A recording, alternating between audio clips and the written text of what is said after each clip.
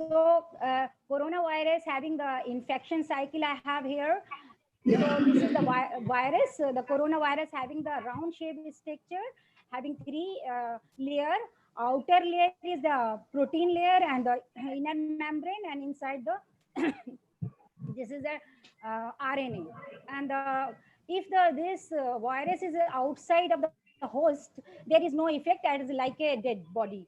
So no effect if it is outside, no living, no nothing. But if this virus is touched on by the skin or by through the our neck, or then directly the some people feel the pneumonia and the cough. So the lungs is affected. In a starting stage the lungs is affected. So in the lungs the some arteries and the myocardial, and then in the this is myocardial infection disorder. And the mitochondria is the dysfunction. If the mitochondria is done dysfunction, the acute tuber necrosis is started, and the TNF alpha, IL-6, IL beta, and IL-10. This is all the monocyte is affected, and then endothelial dysfunction will started. And in the last, the heart is infected, heart disease will started, and on the last acute kinetic uh, kidney injury. In the last, patient may be patient, if they are not taking the seriously, then maybe it will die. So we will come for the next slide. Major scientific research area working for the COVID-19. This is the I divided into four categories: medicine or medical scientists, pharmaceutical scientists, epidemiological scientists, and data scientists. So in the medical scientists, some scientists is also working in this field. Like a scientist is the diagnosis and the treatment and prevention, illness, disease, and the injury. And some scientists, pharmaceutical scientists is also working in this field. The scientists of the drug discovery for the treatment and the prevention of the illness, disease, and the injury. And the epidemiological scientist is also working in this field, the study of the speed of the disease. And the data scientist is also working in this field, the study of the histo and data for the prediction and the forecasting. Some scientists is also working in this forecasting. And come for the role of the pharmaceutical research scientists, we are divided into three categories: drug discovery for prevention, so and the drug discovery for the cure, drug discovery for the treatment. So in the first category for the prevention, this is the prevention is better than the cure. So some scientists is working in the preparation of the searching for the vaccination. So the vaccine will they are Right. some Good, good. countries we are waiting for the vaccine. Maybe it will come in 1 month or 2 months, Praise the God. Next. and in between we can go and come for the herbal. We have some plan for this herbal plant for COVID-19 for the cure. And already discovered this more than 50 plants, vegetable and herbal for this any type of virus. So we are expecting the corona also will remove for this. And if the immunity power of the patient is very strong, then they will not easily survive in the patient body.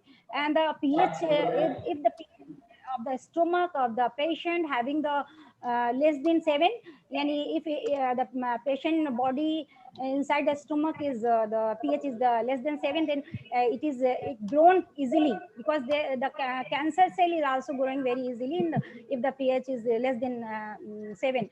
And if we are using the pH less than 7 fruits and vegetables, then it is not easily survive in our body. So we will try to use as food as such type of drug plants which is the pH is more than 7. So we have selected here the 10 plants and vegetables, and which already we are using. This is the first is the Camellia sinensis. This is the tea leaf we are using in the daily life. at as a drinking, and green tea we are also using, and it is active as well as the caffeine. Caffeine is very good for the our health, and the tannin is also in this. It is active as well of this tea leaf. So mineral flavonoids and other main components in also there. So it is anti-hepatic, and the virus one is also used for this tea leaf. The second one is the we have a Chenopodium quinoa. This is the plant, a very good plant. This is the we are using the here antiseptic oxidation. I mean for the immuno booster. This work as a immuno booster, anti-diabetic, anti-apoptosis, anti-obesity. If the patient having the feel the obesity, then we can also use for this plant. And in India also it is I selected this plant. This is because this plant is available in India, and this is as anti-viral activity. So we are expecting this. If we are using, then it will come. It will work. So this is also very good. This is the plant Curcuma domestica, and this is the we are normally we are use in the our kitchen. This is the turmeric. It is also available especially in India, and it is easily, and this is the main in the turmeric curcumin. This is active principle of the turmeric, and very good this antioxidant, anti-malarial, and diabetic, immunobooster also, anti-cancer also, and a lot of publication related to this. And so we are expecting this. If we are using this turmeric in our daily life in the food, then it's the corona will not work in the body. So the next is Moredica carentia. This is the bitter gourd, and we are using very. This is also the very good for the diabetic patient, and this is also immuno modulator, and respiratory disordered skin disease, and a lot of very good symptom for this. And this is the next is it is also used as a, then the next is the as a decta indica. This is the commonly known as the India also it is easily available. This is commonly known as neem, and this is very big leaves is very barks leaves, and very good effective anti-diabetic, antibacterial, anti-infector, anti disorder, and the hair tonic as influenza virus, very good effect. And the active components of the nimodibine, very good active principle of this plant. And nimidine is also active principle of this component of this nimidine. And so we are expecting, if we are using as a powder and anything, then it's easily removed. And the next is cassia papaya. We are using in the daily. This is a fruit, and the seed and leaves fruits we are using. This is very good for the dengue disease already, and dengue virus, and this is also anti-diabetic, anti-cancer, anti-pyretic, anti-malaria, dengue, and arthritis. So the another plant is the we are using ginger officina. This is a ginger, and rhizome we are using as a the active principle of this gingeron. Gingeron is very active principle of this plant. So, and this plant is also very immunobooster, antioxidant. This in inflammation. This is also used nausea, morning sickness, and a lot of disease. And we are the come for the tamarind in India. It is very useful. Normally we are using the tamarind down as कर a दो down कर दो उसको and this is a saturated fatty acid, malaria, potassium, अरे सीधे बैठ जाओ bite tartrate, and a lot of active folic acid, and specific this tamarind is diabetics and anti-tumor, anti immunobooster. It is very good immunobooster, anti-diarrhea. If the patient feel the diarrhea, then we can use this tamarind. And the next is the this is the another. So pulses and that batatas. This is also batatas we are using, and this is also um, as a use for the diarrhea and the asthma and the diabetic and other. So the in the last, this is our some plant.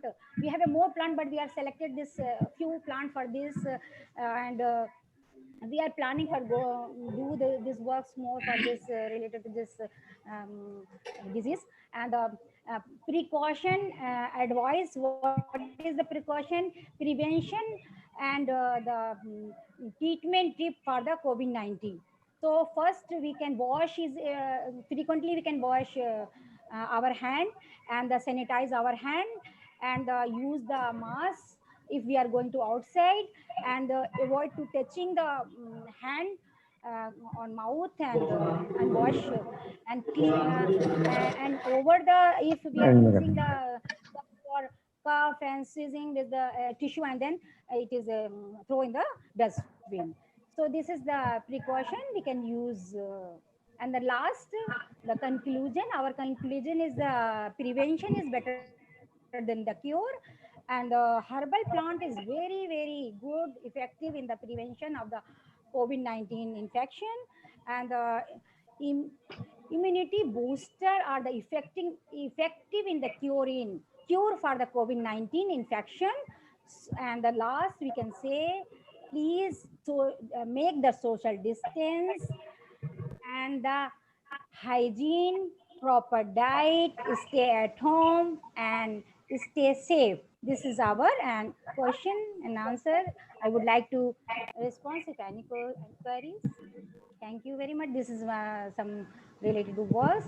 You can write my name, and you found my Google Scholar, a lot of publication. Thank you very much.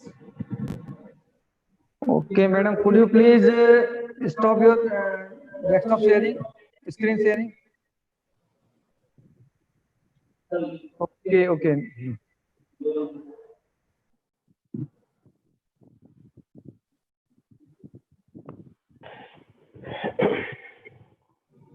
Just a moment.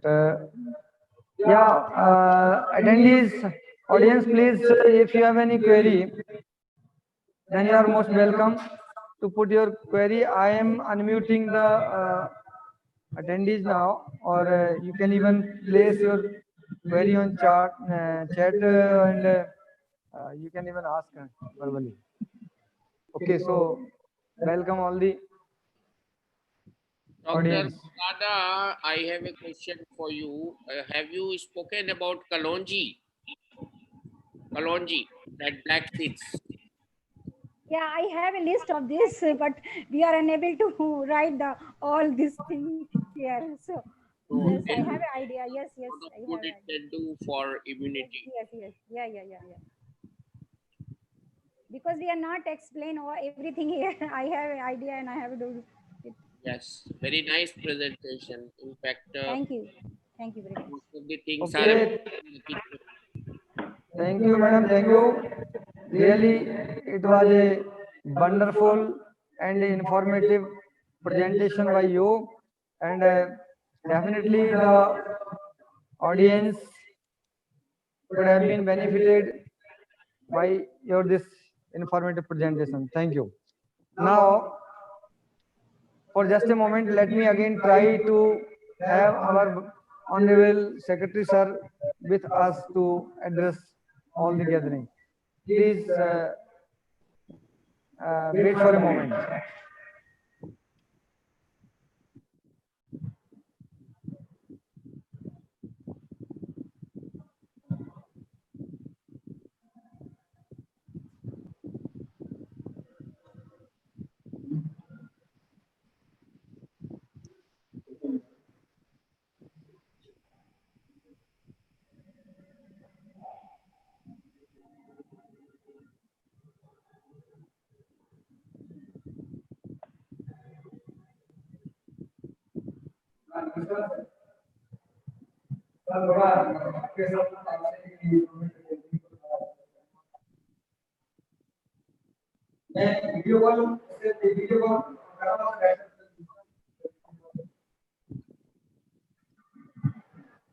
हाँ जी, हाँ जी।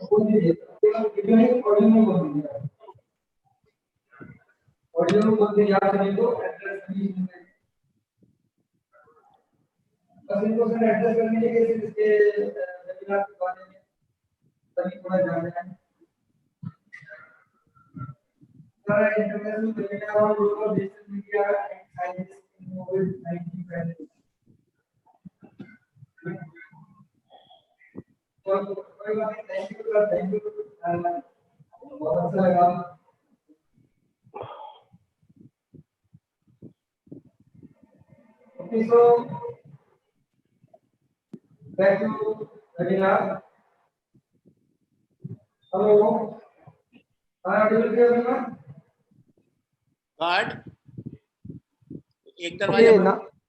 और now please, yeah, over to Dr. Ajay Rana.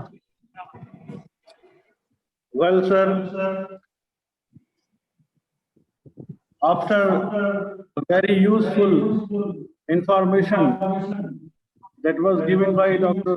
Gulrana, our next speaker is Rajinder Gaur. Let me introduce. He is an experienced pharmaceutical scientist with extensive experience in QA of liquid rules and experienced and science licensed, registered, qualified person. Thereafter, experienced and licensed, registered, responsible person, certified lead, and so far the question of his education qualifications is concerned, he's got his master's degree in pharmaceutical science from the Royal College of Surgeons in Ireland, Master of Science from Shivaji University, Meet करो अभी India, दोनों में. and professional members that are in these names, member of the Royal Society of Chemistry, MRSC, member of the Pharmaceutical Quality Group, MPQG,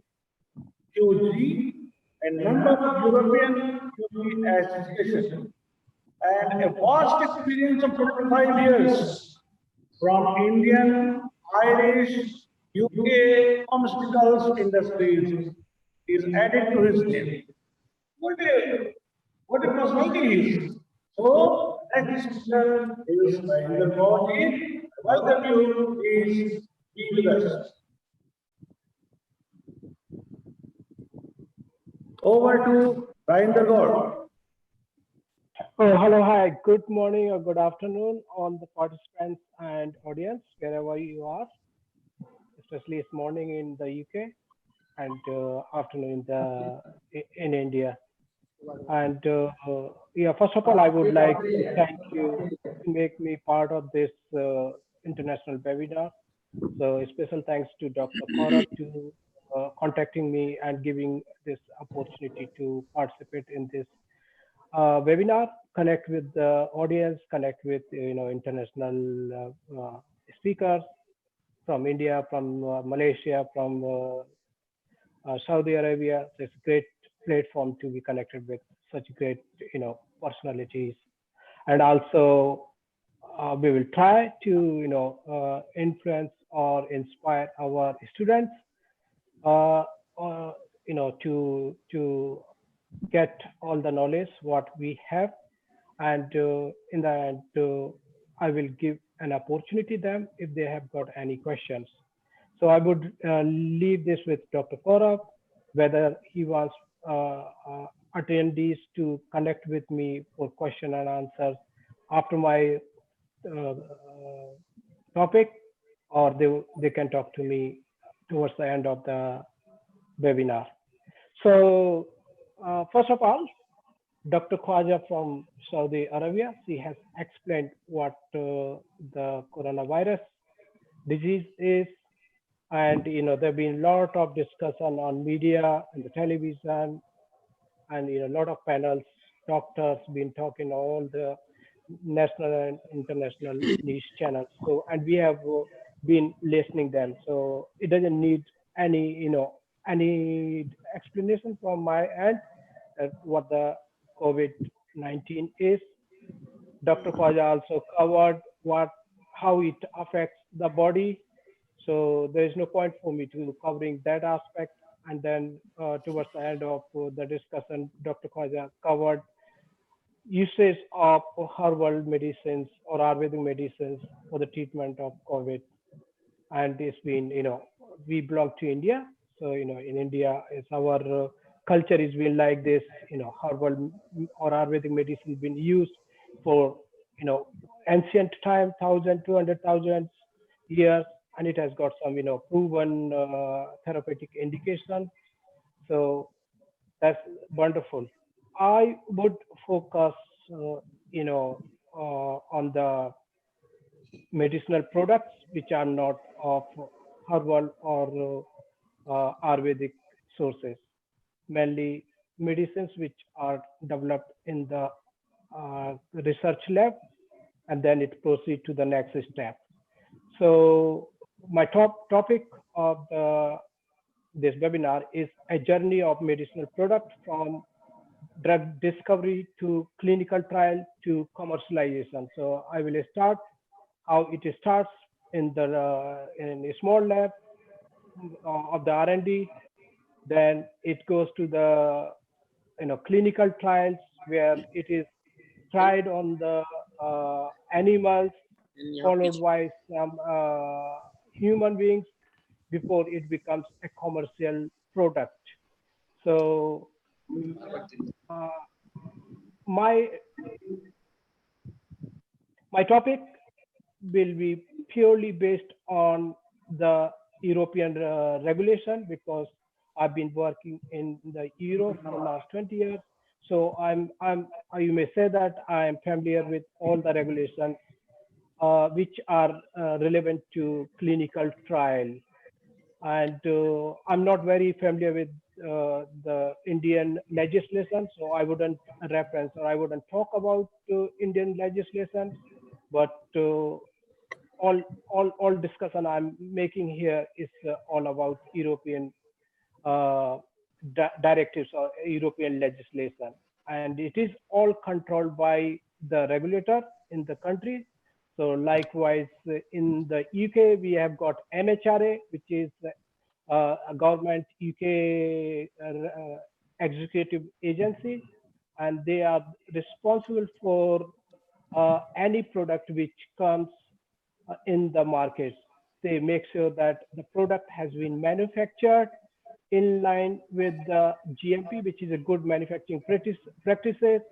And before the product becomes commercial, the product has gone through this good clinical practices, which is a GCP, and clinical trials are explained under the GCP, good clinical practices, where patients, doctors, companies involved in the drug discovery and clinical trial, like GSK, Novartis, Ranbaxy, who fund the money to conduct those clinical trials, and investigator, which is purely the doctors and their institutions who run the clinical trial under their supervision.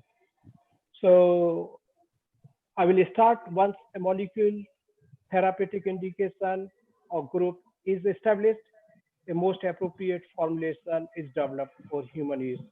So like a chemical, it starts with the powder. Once we know this powder chemically synthesized and we know this molecules based on the functional group, we can establish that this molecule is more suitable for this disease.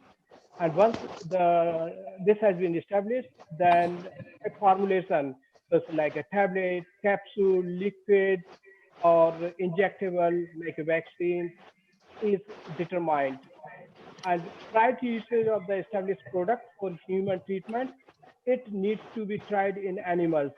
So once we have discovered a chemical which has been established of some sort of therapeutic indication, then it's not like that, oh, we know this medicine is a perfect for the coronavirus. It is not something that we can start treating the patient with that chemical. It needs to be tried.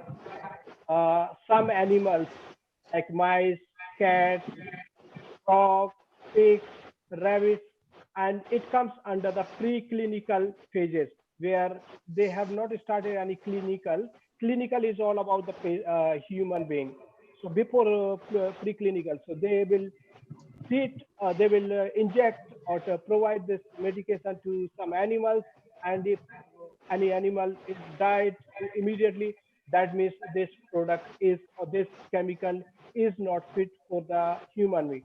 But if we don't see any negative or adverse impact on those animals, then only it moves to the clinical trial. So once preclinical studies are found sound, it may proceed to clinical trials in human. And so then only, and but it's not something like any company can start clinical trial on their own consent. They need to seek the consent of the government agency in the country where they are running the clinical trials. So again, in the UK, it's the MHRA who monitors all these sort of activities. So the company who's planning to run clinical trial, they need to contact government, they need to make an application, and it comes under the good clinical practices. The agency will review all the documentation and how the product is discovered, how the therapeutic indication is established, what are the results of preclinical, and then only they will allow this product or this chemical to be used on the on the humans.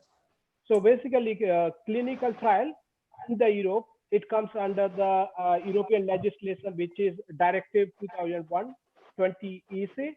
So this is, if somebody wants to know, if they Google and if they type in 2001/20/EC, then they will find out what is the European directives about the clinical trial. And the title of the document is Good Clinical Practice. So under this directive, clinical trials are mainly divided into 4 phases: phase 1, phase 2, phase 3, phase 4. And every phase has got its own intention, and the product can move to the next phase only if it is found to be satisfactory and successful for the fit for the purpose in the phase, then only. So when it comes to the phase 1, phase 1 is generally the company who's running the clinical trial phase 1, they will look for volunteer subjects. So subjects is none, but it's like a human being. So they will advertise and they will say that we have got a product and we think this product is useful for this disease. And if somebody wants to participate in the phase 1, then they can. So mainly this will be healthy volunteer, or sometimes if company tells, oh, this is for the corona, and if somebody is suffering from the corona, they can participate. Again, there is a lot of protection for the volunteers or subjects, and there is a contract agreement need to be signed between the company conducting the clinical trial and the subject. So if subject die or something, then there is a huge compensation. So their family will get that compensation. So phase 1 is for the volunteer subjects, and the purpose of this is to initial introduction of the product into human. These investigations are usually conducted in healthy volunteer. So it's a volunteer. So somebody has, it's not like a company can go and pick somebody. It's a volunteer has to come forward and they are happy to take this risk, life related risk. and there is a huge compensation for this one. So what may be conducted in patient, especially if there are special circumstances. During phase 1 study, sufficient information about the drug pharmaceutical, pharmacokinetics and pharmacodynamics. So basically the purpose of phase 1 is to determine two things. Number one, how the drug works when it is taken by a patient, and number two, how the patient's body behave when the medicine has been taken. So the purpose is to see the interaction between the medicine and the patient. So that comes under the pharmacokinetics and pharmacodynamics. And if the purpose of phase 1 is successful, then it will proceed to phase 2 study. Phase 1 generally is done on very small population, so like a 10 to 50 patients or volunteer subjects. If phase 1 is found to be successful, then it would proceed to phase 2. So phase 2 trials include a controlled clinical study conducted to obtain preliminary data on the effectiveness of the drug for a particular indication in patient with the disease or condition. So this is given to a patient, and we just want to check the drug which has passed phase 1, how effective the product is, whether it's less effective, more effective, and based on the statistical data generated during the phase 2, it would be determined if the product is meeting the expectation, is fit, good, effective enough to proceed to the next step. If not, then it will be stopped there. This phase of the testing also helps determine the common short-term side effects. So, when you give any medicines, like even a paracetamol, you will get, treated with the fever or with headache or body ache, but in the return, there will be some sort of, side effects. And those side effects are already established because that product has been in the market for years and years. But here we are talking about a new molecule. We don't know how what are the short-term risk. Like if the patient start feeling dizzy or diarrhea or something, that means this product has got side effects. Then this need to be discussed with the regulator and determine whether this product can go to the next stage of the phase, clinical trial phase or not. Under phase 2, there are two sub phases, phase 2A and phase 2B. Phase 2A purpose is dose finding study. So here is the point where we determine whether this product is a fit as tablet formulation, capsule formulation, oral suspension, injectable, or intramuscular or intravenous injectable. And phase 2B is efficacy study. So efficacy is nothing but it's like effectiveness. So under phase 2, we determine the effectiveness of the product which is under the trial. If all the purpose of phase 2 are achieved, then this product will go to phase 3. Phase 3 trials are on larger. So phase 2 will be done on 100 to 300 subjects. So you won't cover the big population. You will cover bigger than phase 1, but smaller than phase 3. So this is done on, so phase 3 is done on the larger study. It's like 1,000, 2,000, 10,000. And then in this, we gather additional information about effectiveness and safety that is needed to the evaluate. So in this one, apart from the effectiveness, we also try to establish safety, how safe the drug is. So this is, and then, okay, it is treating someone, but it is creating some, side effect, adverse reaction. Then This is something the company and the regulator need to determine risk and benefits. Benefits are more or risk is high. If benefits are high and risk is low, then the product will go to the phase 4. If benefit is less and risk with this product is high, then the clinical trial will be dropped at this point, because there is no point having doing some trials which has got less benefit but more risk. It can kill the patient. Uh, it is not safe to take, safe to be taken by the patient. So this is another purpose of this phase 3, to decide whether it is bringing more benefit than risk, or it is bringing more less benefit than more risk. And phase 3 studies usually include several hundred to several thousand people. And yeah, and again, under the phase 3, there is a several way that the product can be given to the patient, like a randomized, controlled, and multi-center. So in this case, you will run the clinical trial phase 3 not on just one center. You will have a different, like a one center in Gwalior, one center in New Delhi, one in Ahmedabad, because the people from different geographical will react differently, and one in UK, one in the USA. So these clinical trials are not just done in one country or one state or one city. These are done on the multi-centers, countries.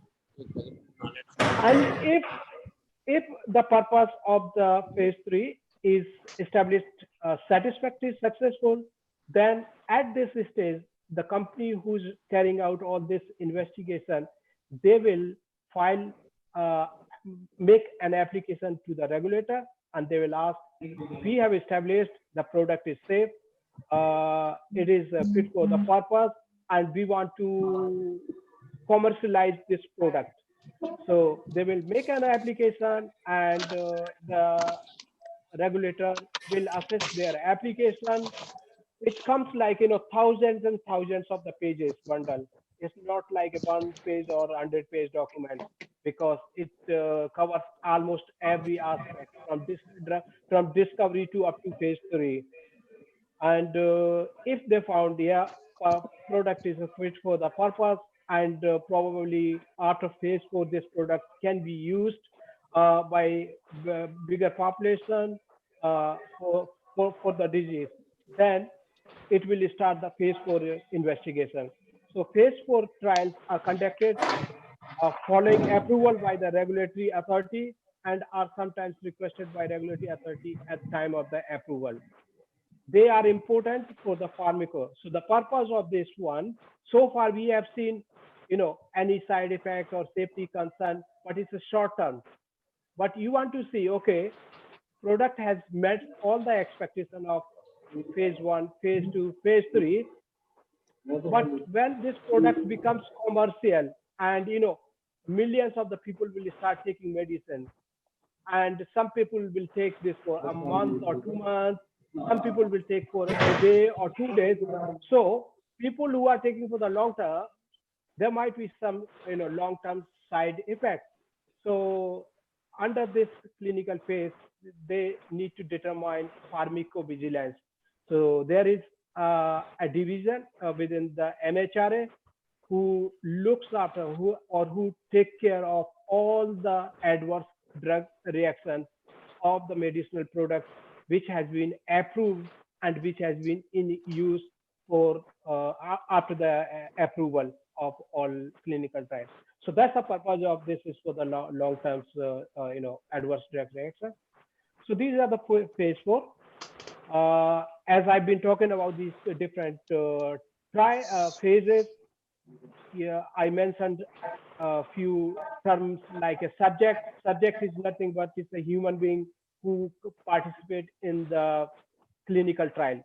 Investigator are the doctor and their institute who run the clinical trial. So clinical trials are conducted under the doctor's supervision.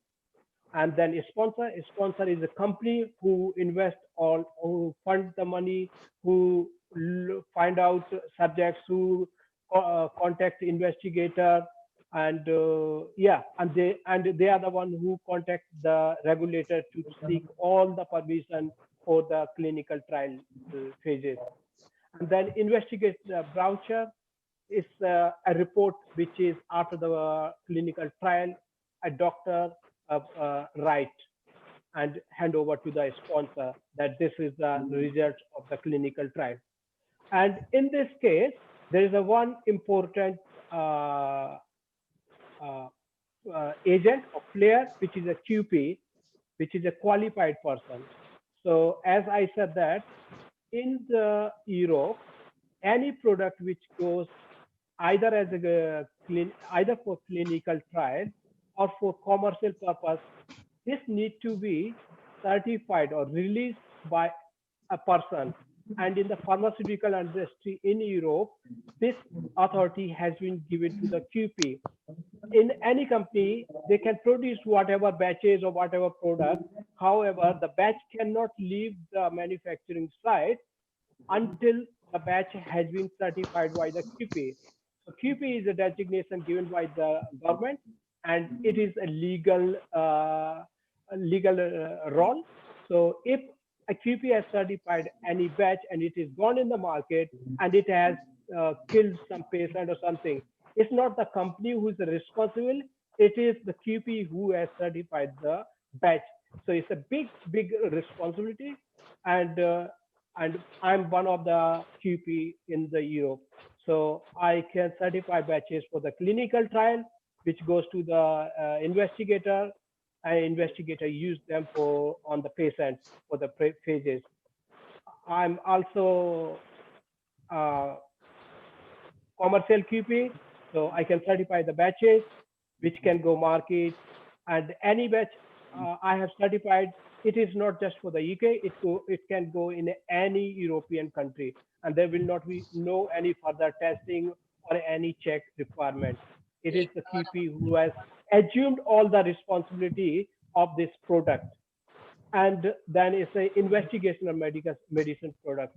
So as I said that any medicine which has not been commercialized is classed as investigational medicinal product that need to be certified by the QP who is on the license for the investigational medicinal product, and any batch which is commercialized need to be certified by the QP which has been commercialized. So I talked about the investigator who they are the person responsible for the conduct of the clinical trial at trial sites. The trial sites like a hospital or any organization where doctors going and carrying out the investigation and giving this medicine to the patient. Then investigator voucher, I already mentioned about it. It's a report. A sponsor is the company who is responsible for finding subjects, contacting the investigator, and carrying out this investigation. And then trial subject is like a human being. QP I already mentioned about who is the QP and what they do. And investigational medicine product I already mentioned about is a product which is not being commercialized but is under the clinical trial phase. And finally, in the Europe, the legislation for all this is a good clinical practice, which is 2001/20 EC, good manufacturing practices. So all products need to be manufactured under the good manufacturing practice. It's a directive 2003/94 EC. Then there is an Annex 13, which covers the investigational medicine product, Annex 16, which covers the batch certification and QP's role and responsibility. And so this is from Europe. Europe has adopted, most of these guidelines from the ICH. ICH is none, but it's the International Conference of Harmonization, which covers all European countries, Canada, Japan, Australia, New Zealand, and recently US has joined. But India, China, they have not joined. Israel is part of the ICH. So it's a quite chunk of countries they are part. So what does it mean? Any country which falls under the ICH, they will follow the same rules and regulations. Timelines. So any product that we take in a routinely, it has got lot of efforts and resources involved. And for any product to become commercial, it takes from 10 to 16 years from the drug discovery to make it commercial product. So it's not like a 1 minute job or 1 year or 2 years job. It's a very time taking and very money spending. So the company has to invest lot of money, and there is no surety that the product will go through all the phases and will be available for the commercial purpose. Coronavirus. At last, I will talk about the coronavirus. So, what you must have heard, there's lot of trials, clinical trials are being conducted in India, in Europe, in US, in Australia, and as I said that it's a time-consuming process, but coronavirus, because it's a disease, it's a pandemic disease. Therefore, all the countries regulators, they have given this trial as a fast track trial. So they are prioritizing those applications, and they are allowing the sponsors to run the clinical trial as soon as possible. So we will say it's a fast track approval. That's it from my side. Thank you very much for listening me. And as I said in the beginning, if you got question, you can ask me now, or if you want towards the end of once all the speakers have spoken. Thanks for your patience. Thank you. Yeah, thank you, Mr. God. Really, it was a wonderful presentation, wonderful information provided by you to the audience, and definitely the audience will be benefited by your worthy presentation. And now the audience are asked to question. You can raise your hands, means there is one option to put the hand raise on this chat vision. So you can ask, you will be unmuted. You can ask the question. Yeah, from the audience side. If somebody want to ask question, please raise your hand. I think no one is interested to ask questions. So among the panelists, if somebody is interested or having any query regarding, yeah. Welcome, sir. About the trials, because all over the world vaccine trials are going on, and I've given several interviews. I would rather compliment Dr. Rajendra Godse for being here with us, and welcome him again. And would like to know any special drugs being investigated in India? In India or in the UK? Okay, UK, you can tell. Yeah. So in the UK, this coronavirus, there is some molecules has been picked up, and Oxford University is the first one who approached the agency, and agency has given fast approval, and it has gone through from phase 1, phase 2, and it is being tested under the phase 3 investigation. So far, it's been successful in phase 1 and phase 2, and they are working on vaccines.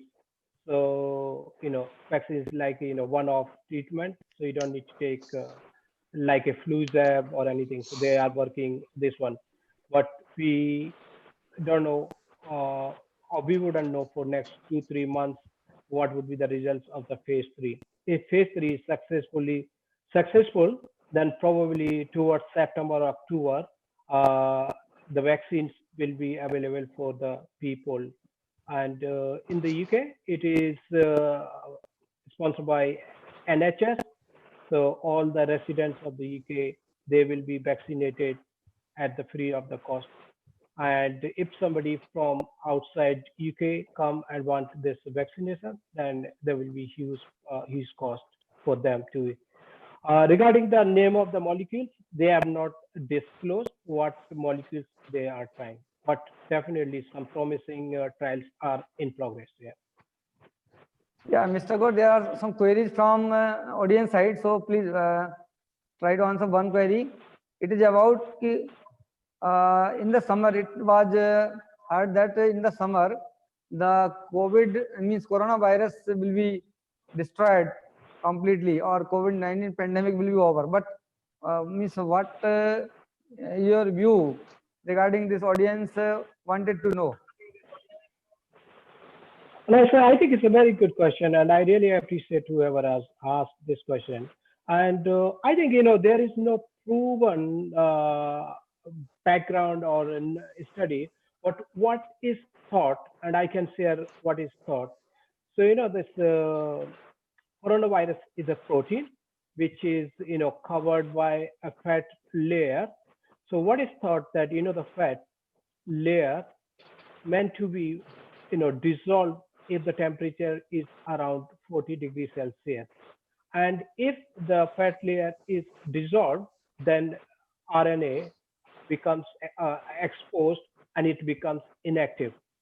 RNA is not this coronavirus is not a living, but it becomes more violent once it is gone in the living body. So people are thinking that when the temperature is 40 or above 40 degrees Celsius, that fat layer will be dissolved, hence the RNA becomes ineffective, hence the coronavirus will not. But there isn't much proven study carried out on this. But this is just an assumption made by a lot of people. Yeah, one more question from audience side. Yeah, one more question. Yeah, one question is how long? Please, go ahead. How long does the virus survive on various surfaces, living and non-living? So yeah, Okay, so okay, living okay. it survives for a long time. I think this question is relevant to, days, but just a minute. I think this question is relevant to Dr. Sati, as he has studied regarding that. You can speak about living thing. He will be spoken about non-living. So you can answer how living. Yeah. So this coronavirus is considered to be a bit heavy as compared to any other virus. Therefore, it is considered, it is not a airborne. So like in the same room, if people are sitting more than 2 meters, if somebody is sneezing or talking, and the person is infected, this virus cannot travel 2 meters or 3 meters or 4 meters. It's because it's not airborne. So that's the reason the government has set this one. So this is a bit heavier. So as soon somebody sneezes, it just comes on the surface. However, on the surface, depending on the surface, if it is like a cloth or wooden or metal surface, it has got different survival life. Like on cloth, it stays up to 48 hours. On the wooden, it's like a 24 hours, and on metal, it doesn't survive for 24 hours. But when it comes to the living body, I think you already mentioned that Dr. Satish can explain more. But there is some study that once it is the person has been infected, it has got the cycle of I think 10 days. That's why isolation is determined to 14 days. So by then, full cycle. Good, Mr. Gaur. We really, it has been very wonderful presentation and wonderful query session. And I think everyone is satisfied with the answers you given. Thank you. Sir, I have a question. Thank you very much for being with us. Sir, I have a question to Mr. Gaur. Yeah, sure, please. Yeah, sir, in addition to the last question that you explained about the survival, the percentage of survival of on the surface. So I just want to ask about this virus, how long it stays into into the air portion. As per the different theories, different studies were done. They were saying Yeah. that it will stay into the air. Then later on, the studies came out that it will not stay into the air. It will stay only into the surface. So what's your view in that? Will it travel throughout the air? No, as I said that this is not airborne. So, when somebody is talking or, spitting or sneezing, it lands on the surface and then it stays on the surface according to the surface. If it is metal is different, if the wooden is different, cloth is different. And but it does not stay in the air, and the reason it does not stay because it's not like as compared to any other virus, it is very heavy, like 3-4 micron is what I read, whereas other virus are very small, like less than one micron. So because of this heaviness, it just land on the surface immediately.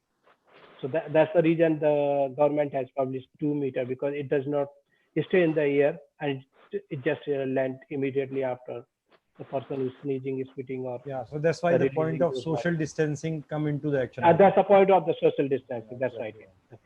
So it's not be spreading into the air. That's final. No, I think there's a lot of discussion in the UK and ये इनके बाद on the इनका on the है, इसमें BBC, इसको and they print said लाए हो? it is not airborne. Yeah. Thank you.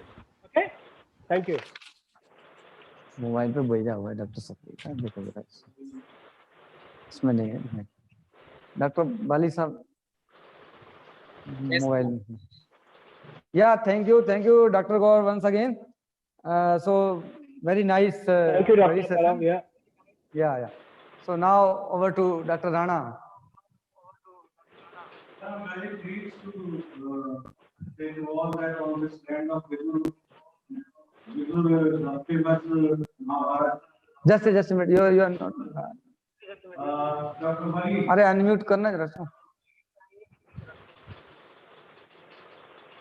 Yes. Okay, now speak again. Yes.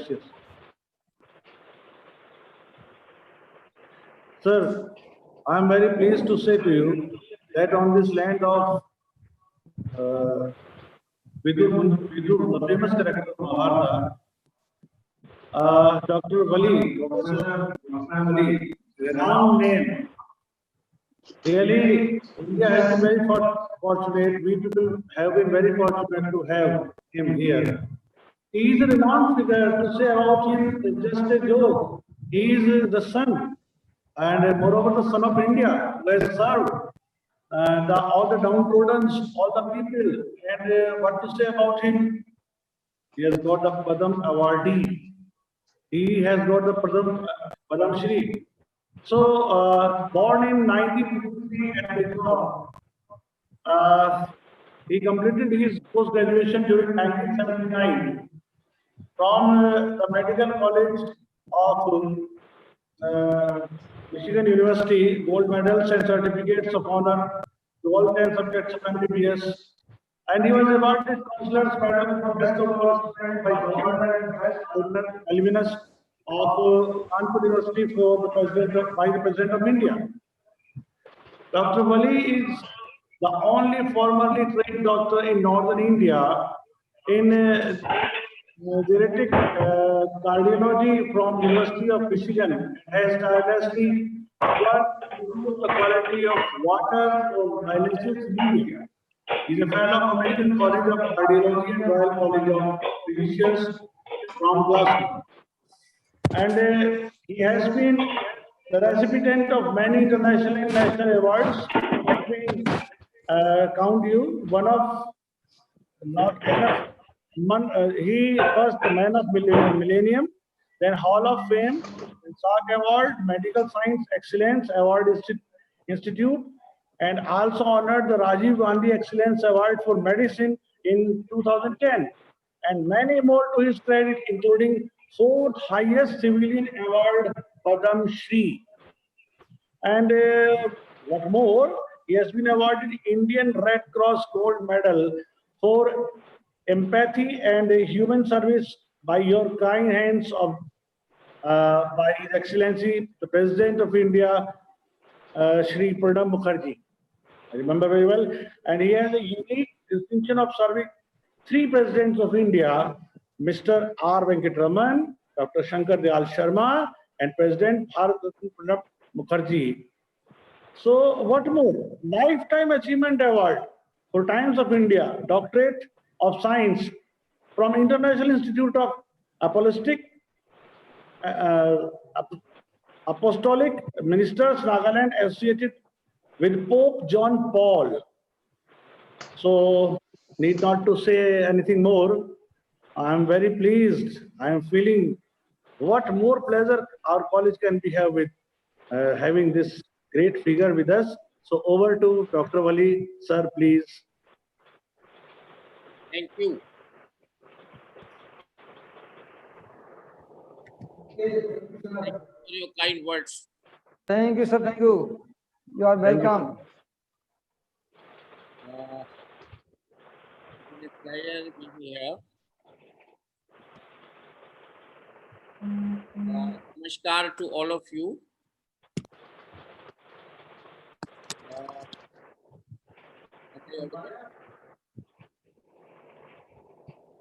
Am I audible, sir? Yeah, Yes, sure, yes, sure. Namaskar to all of you. And Sir. to say that I'm from Bijnor, from where हमारे जो हीरा हैं महेंद्र साहब, professor Mahendra साहब ये webinar conduct कर रहे हैं. And I am son of India, तो हम सन ऑफ बिजनौर हैं. Very much closely associated with Veera family. And incidentally, the hospital I am working in Delhi after Rashtrapati Bhavan, after retirement, is also owned by them. That is Gangaram Hospital. So I am part of Bijnor still. I was part of Bijnor, and I am very much pleased to be with you because I will take less time. We have to hear other speakers. I'll be very short and brief. So welcome and good morning to all of my colleagues who are there with me in this webinar. And especially I thank Mrs. Ruchira. Hello. Sir. And also ये एक video तो ठीक आ रहा. hello. I'm very thankful to Ruchi Veera ji and Kumar Saab, Kumar Arjan ji. So they are mentoring this function, and it is a very good thing, very big thing for the place like Bijnor and the degree college. In my time, this was the only degree college. A lot of beautiful girls used to get admission there, and I used to watch them coming back from the college on cycles. So I remember those days. I was only in class 12th. After that, I went to the Aligarh University and then went to the GSVM Ganesh Shankar Vidyarthi Medical College, Kanpur, from where I went for 2 fellowships abroad. Now, this is a funniest thing the world is watching. सबसे गंदी, सबसे खतरनाक, सबसे भयावह स्थिति में आज लोग यहाँ हैं. पूरा वर्ल्ड उससे जूझ रहा है. The whole world is being affected by this coronavirus, which I call as a wicked virus. This wicked virus has given us tough times. Nobody has thought that Eiffel Tower will be vacant, Great Wall of China will be vacant, Vatican will be closed, all mandirs, mosques, the places of worship will be closed. So this has given us a peculiar thing. Now, as your topic was medicine and science, and media and scientists, so the media is playing a very important role, both positive role and negative role. So I would just like to give you some examples. And we start with our first speaker said the loss of smell and taste. So I will try if you can hear this video from one of my patients. Doctor, मुझे 4 दिन से fever था। Saturday को मुझे fever हुआ। Sunday को आपने मुझे मेडिसिन जो बताई रॉक्सिड 150, मैंने मंडे मॉर्निंग से लेनी शुरू See, की। this is the role of media. Monday को मैंने 4 टैबलेट्स ली और मेरा बुखार उतर गया। ट्यूसडे को बाय द टाइम मैंने 2 टैबलेट्स और ली, आई वाज ऑलमोस्ट ओके। और वेडनेसडे तक भी आई वाज परफेक्टली फाइन। आज सुबह मॉर्निंग में मैंने got up, तो मुझे ऐसा पता नहीं लगा कि मेरे साथ कुछ गड़बड़ है। Only thing is when I started cutting fruits, मैं fruits काटती हूँ, तो मुझे उसमें एक फ्रूट ऐसा लगा जो spoil हो गया था। When I tried to smell it, I could not smell. मुझे लगा शायद मुझसे गलती लग रही है। Then I started making हलवा और बेसन भूनना शुरू किया और मुझे कोई स्मेल नहीं आ रही थी। मुझे मालूम ही नहीं पड़ रहा था कि बेसन भुना गया है नहीं भुना गया। After that I really got slightly worried. फिर मैंने बहुत सारा परफ्यूम लगाया और अगेन मुझे कोई स्मेल नहीं आई। चाय बनाई तो चाय की भी सौंफ वगैरह डालने में नो स्मेल। फिर मेरे हस्बैंड जो कल से उनको भी बुखार हो गया सेम सिम्टम्स में, वो उठ के आए और मैंने उनको आंखें बंद करके एक कॉटन में बहुत सारा परफ्यूम लगा के उनके आगे रखा और मैंने बोला आप स्मेल करिए, आपको कुछ स्मेल आ रही है? He said हाँ ये तो परफ्यूम है। Then I realized कि I had lost my sense of smell completely. उसके बाद मैंने आज कोविड टेस्ट कराया है अपना। And her COVID test came positive, and this was the tragedy. She was suffering COVID, and I can show you the look of one of the test reports. You can see in the red, COVID positive. Now, what happens? This is the one of the examples how the media is important for us to know what's happening to the people. Media is also doing so much negative things, like so much fake news are spreading. So this both sides of media. Now there is third story which is popping up internationally because we are attending a global challenge. Media, money, politics. These three are game changers now. Some companies say chloroquine is effective. Some scientists make a research on it. The other scientist says no, hydroxychloroquine is not effective. So these kind of things are happening with COVID. So what scientists are doing is also motivated. So we have to be very neutral. We have to be very cautious, and we have to be very vigilant. As Modi ji also says, sometimes सतर्क रहें. तो हमको scientific research में भी सतर्क रहना है। तो आप सब लोग यहाँ मौजूद हैं, मेरे बीच में साथी साहब हैं, महेश शिंदे साहब थे, गुलाना जी थी, चली गई, और साहब से भी इंटरेक्शन हुआ, और जितने भी स्पीकर्स हैं उनको मैं अपनी बेस्ट देता हूँ और ये प्रार्थना करता हूँ कि वो सेफ रहें, स्टे सेफ। लेकिन कुछ बातें बड़ी अजीब हो रही हैं कोविड में। ये कोविड जो वायरस है, मैं पूरा स्क्रीन पे भी नहीं हूँ, अभी थोड़ा सा स्क्रीन शेयर करता हूँ, आपको थोड़ा सा मनोरंजन कराता हूँ। ये कोविड वायरस जो है देखने में भी बहुत ही गंदा लगता है।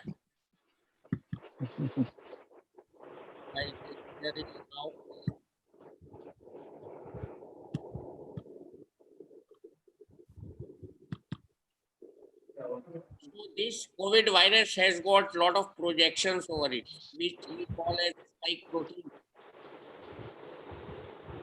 And these spike proteins are harmful. So पूरा जो दुनिया का रिसर्च है वो इसी बात पर हो रहा है कि कोविड का ये जो स्पाइक है, इस पर we can win over. And this is such an infectious disease which is called contagious, highly contagious. So in this highly contagious scenario, इसमें भी जो शुरू में नाम आया था novel corona virus, that has also been used. So now most important thing is how to prevent from this. First, victims have been told. I will tell some more symptoms. Like I have given example of loss of smell, there can be loss of taste, there can be diarrhea. And the first symptom जो है इसका वो है fatigue. By the time person develop fever, हमारा बहुत सारा lung का cell destroy हो चुका होता है. Because the virus has already multiplied, it has cytokines, it has produced damage, and most of the mild symptoms are there, and that is a great hope to be hopeful in future. But the speed with which the cases are rising is too bad,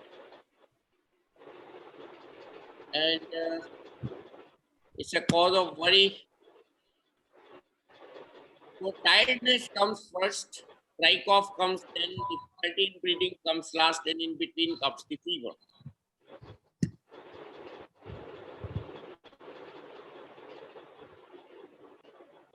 So we have to really locate the people. And this is some basic thing which I wanted to share. And again, I'm so the coronavirus has put us in trouble and mess.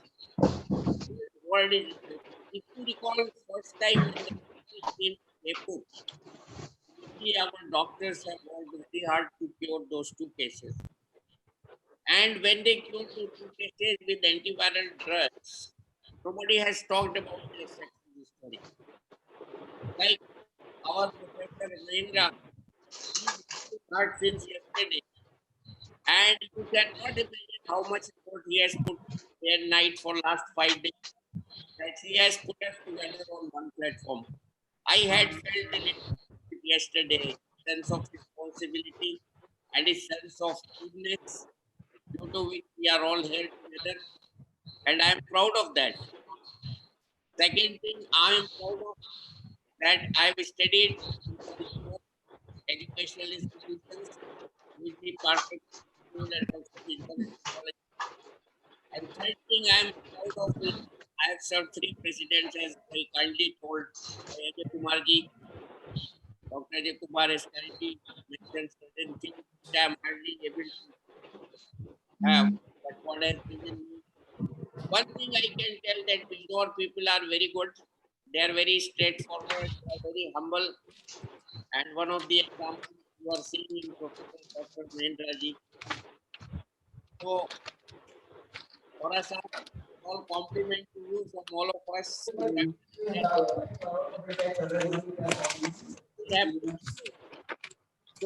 what I'm studying that coronavirus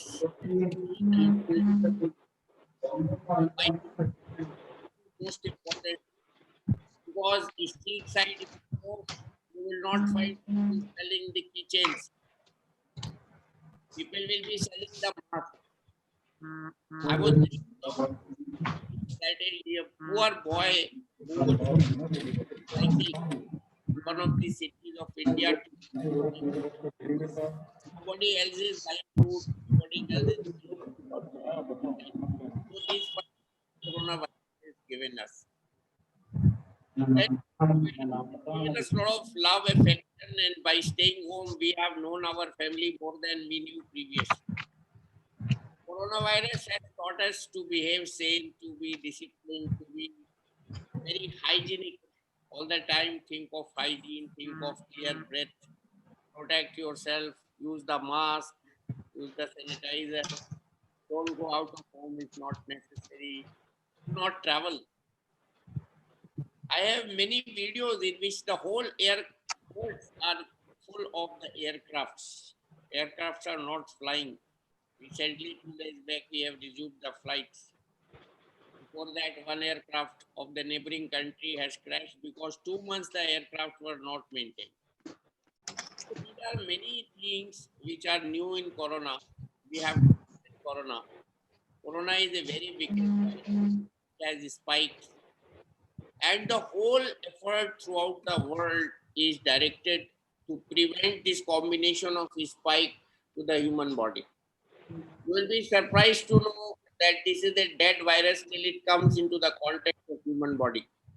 The moment it comes to the contact of human body through the ACE receptors, ACE we have to know angiotensin converting enzyme. I will tell briefly about it. Then you will understand how harmful this virus is. God has made ACE enzyme and ACE receptors in human body animals. So, angiotensin converting enzyme is very important in regulation of the blood pressure. There is a substance called angiotensin 1 which is converted into angiotensin 2 which regulates the blood pressure. So these receptors are present not only in the lungs, they are present in the kidney, they are present in the blood vessels, they are present in the heart, adrenal, and some other parts of the body like brain, eyes.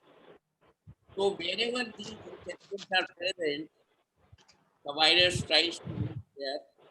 If we do not let the virus reach to the face, to the eyes, to the nose, then there will be no disease. Why this reaches? Because it's contagiousness. Everybody catches it. So the useful tips are not to let the virus combine with the ACE receptor. Once it combines with the ACE receptors, फिर महाकाल आ जाता है शरीर में एक इंसान में महाकाल आ जाता है वो महाकाल receptors ये खींचता है सेल के अंदर घुसता है फिर ये सेल को डिस्ट्रॉय करता है फिर ये लंग को डिस्ट्रॉय करता है फिर ये इन्फ्लेमेटरी सब्सटेंसेस को निकालता है फिर ये जो है लंग में इन्फ्लेमेशन करता है निमोनिया करता है पानी भर देता है और मौत हो जाती है। इसके अलावा जो नई रिसर्च आई है वायरस के बारे में उसमें ये क्लियरली लिखा है कि ये वायरस है ये ब्लड क्लॉटिंग को भी इफेक्ट कर रहा है। हमने अपने 45-50 साल की प्रैक्टिस में ऐसे वायरस नहीं देखे हैं तो ब्लड क्लॉटिंग को इफेक्ट करते हैं। एक आध केस में हुआ था लेकिन इसमें जो मौतें हो रही हैं आपके मन में ये प्रश्न जरूर होगा कि जब सब डॉक्टर्स ये कहते हैं कि 95% लोग ऐसे ठीक हो जाते हैं तो फिर ये इतनी सारी मौतें क्यों हो रही हैं। तो इन मौतों का कारण ये है कि जिन लोगों को पहले से दिल की बीमारी होती है हार्ट होती है उनको हाई ब्लड प्रेशर होता है लंग्स की बीमारी इसमें बहुत बाद में आती है उनको हाई ब्लड प्रेशर मोटापा लंग डिजीज डायबिटीज अगर होती है या डायलिसिस के होते हैं वो या इम्यूनोसप्रेशन होते हैं कैंसर थेरेपी हुई होती है तो वो मरीज जो है जल्दी इससे डेथ हो जाती है। These are the categories which are prone for early death or likely death in the there will tell about the disinfection and our physiotherapist है हमारे जो वो बहुत आएंगे आपको महेश हेगड़े साहब बहुत बढ़िया ये प्रेजेंटेशन लाए हैं आपको बताएंगे। मैं बस ब्रीफली आपको चंद चीजें ऐसी बता देता हूँ जिससे कोरोना वायरस डरिए नहीं। मेरे पास भी अभी नीचे क्लिनिक में 20 पेशेंट बैठे हैं मैं ये लगाऊंगा फिर उसके ऊपर मैं दूसरी N95 मास्क लगाऊंगा उसके बाद मैं हेड गियर पहनूंगा एप्रोन मैंने पहना है और मेरे कपड़े ऊपर रहता हूँ अपने घर में मेरा 3 मंजिला घर है तो नीचे से ऊपर जाने से पहले मैं नहा लेता हूँ तो जितना हम बैरियर क्रिएट करेंगे उतना ही अच्छा होगा। और इसमें सबसे बड़ी जो कमी है हमारे ट्रीटमेंट में बस बार बार हम शुरू से ये कह रहे हैं कोई दवा नहीं है मगर मैं ये कहता हूँ कि शुरू में अगर हम को प्रिवेंट कर लें जैसे कि ICMR ने बताया ये मेरा वर्क ICMR का ये कहना है कि अगर हम इसको हमारे पास बेशक दवा नहीं है हम इसकी जो बॉन्डिंग है वायरस की अगर हम उसको कमजोर कर दे जो मैंने अभी ऐसे करके आपको बताया है तो इसीलिए हम लोगों ने हाइड्रोक्सी क्लोरोक्विन को इजाद किया है। ट्रम्प साहब ने जब कहा क्लोरोक्विन और हाइड्रोक्लोरोक्विन तो उन्होंने मैदे और आटे को मिला दिया। आटा और मैदा अलग अलग चीज होता है, मैदे की जो है समोसे बनते हैं और आटे की रोटी बनती है। तो सारा कंफ्यूजन वर्ल्ड में क्लोरोक्विन वर्सेस हाइड्रोक्लोरोक्विन हो गया। अब मैं आपको बता रहा हूँ, क्लोरोक्विन जो है वो मलेरिया की दवा है, वो हम कोविड में नहीं यूज कर रहे हैं, हम हाइड्रोक्सी क्लोरोक्विन यूज कर रहे हैं। वो है दवाई आर्थराइटिस की, वो है दवाई लूपस की, वो है दवाई SLE की, रूमेटॉइड आर्थराइटिस की, इम्यूनोमॉड्यूलेटर है वो दवाई, और वो बहुत अच्छी दवाई है और मैंने भी ये खाई। मैं ऑडियंस को इसलिए ये बता रहा हूँ कि अपने डॉक्टर के मशवरे से आप ये दवाई बहुत जल्दी अगर खा लेंगे और आपको कोई और बीमारी नहीं है तो वो आपको 950751 तो वो आपको फायदा करेगी। किसी को दान भेज रहा हूँ तो उसके लिए OTP मैंने अपने बैंक वाले का मैसेज आया उसको दिया है, आपको अच्छा लगेगा ये जानकर। तो बहुत जरूरी है इसको डॉक्टर सुपरविजन में, लेकिन खा लेना, और डोज बहुत आसान है। जिन लोगों को रिएक्शन हुआ है ना, वो इसलिए हुआ है उन्होंने ज्यादा डोज खा लिया, क्लोरोक्विन की भी और हाइड्रोक्सी क्लोरोक्विन की। तो क्लोरोक्विन की तो हम बात ही नहीं कर रहे। हाइड्रोक्सी क्लोरोक्विन की 200 मिलीग्राम पहले दिन में 2 बार, और उसके बाद हर हफ्ते में 1 गोली खाएंगे तो आप कम से कम, हम हेल्थ केयर वर्कर्स जैसे अपनी कोशिश कर रहे हैं इससे बचने की, तो आप भी बचे रहेंगे। मैं आपको आज एडवांस में बता रहा हूँ, हो सकता है कल इसका ऑफिशियल भी अनाउंसमेंट हो जाए, क्योंकि पहले हम डॉक्टर्स के लिए हुआ था, पैरामेडिकल्स के लिए हुआ था, अब ICMR ने उसमें पुलिस वाले और जो front line health care workers है उनको इंक्लूड कर लिया है। सो ये सेफ दवा है, फ्रीली अवेलेबल है, डॉक्टर को दिखा के खा लीजिए। इसके अलावा एक और कॉम्बिनेशन आया है, आपने सुना होगा बिल गेट्स फाउंडेशन के बारे में। तो बिल गेट्स फाउंडेशन ने जो रिसर्च की है उसके हिसाब से बांग्लादेश के डॉक्टर्स ने, पहले वो फ्रांस में हुई रिसर्च, और फ्रांस में जब वो रिसर्च कामयाब हो गई तो बांग्लादेश के 2 इम्पोर्टेंट डॉक्टर्स ने उस रिसर्च को कैरी ऑन किया और अपने करीब 40 मरीजों को ये दवाई दी, जो कि बहुत सिंपल है, जिसका नाम है डॉक्सीसाइक्लिन। वो बेसिकली एक एंटीबायोटिक है और ये टीवी पे भी आ चुका है, रेडियो पे भी आ चुका है, सब जगह आ चुका है। और ये बहुत अच्छी चीज मैं आपको इसलिए बता रहा हूँ क्योंकि ये एक प्रैक्टिकल चीज है, एक प्रैक्टिकल चीज है। तो इसमें सिर्फ उन्होंने एक गोली आइवरमेक्टोल की खिलाई है, 950751। दूसरा है कोई कौन? यही आया दोबारा।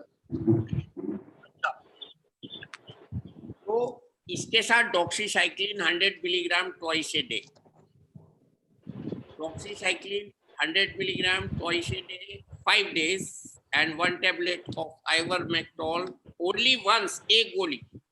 तो ये मैं आपको इसलिए बता रहा हूँ कि अगर आपका मन करे और आपके डॉक्टर सलाह दें, वो लिटरेचर को स्टडी कर सकते हैं, ऑनलाइन इसके बारे में पढ़ सकते हैं। सेफ हैं ये दोनों दवाएं, हमने टनों के हिसाब से अब तक यूज कर ली हैं।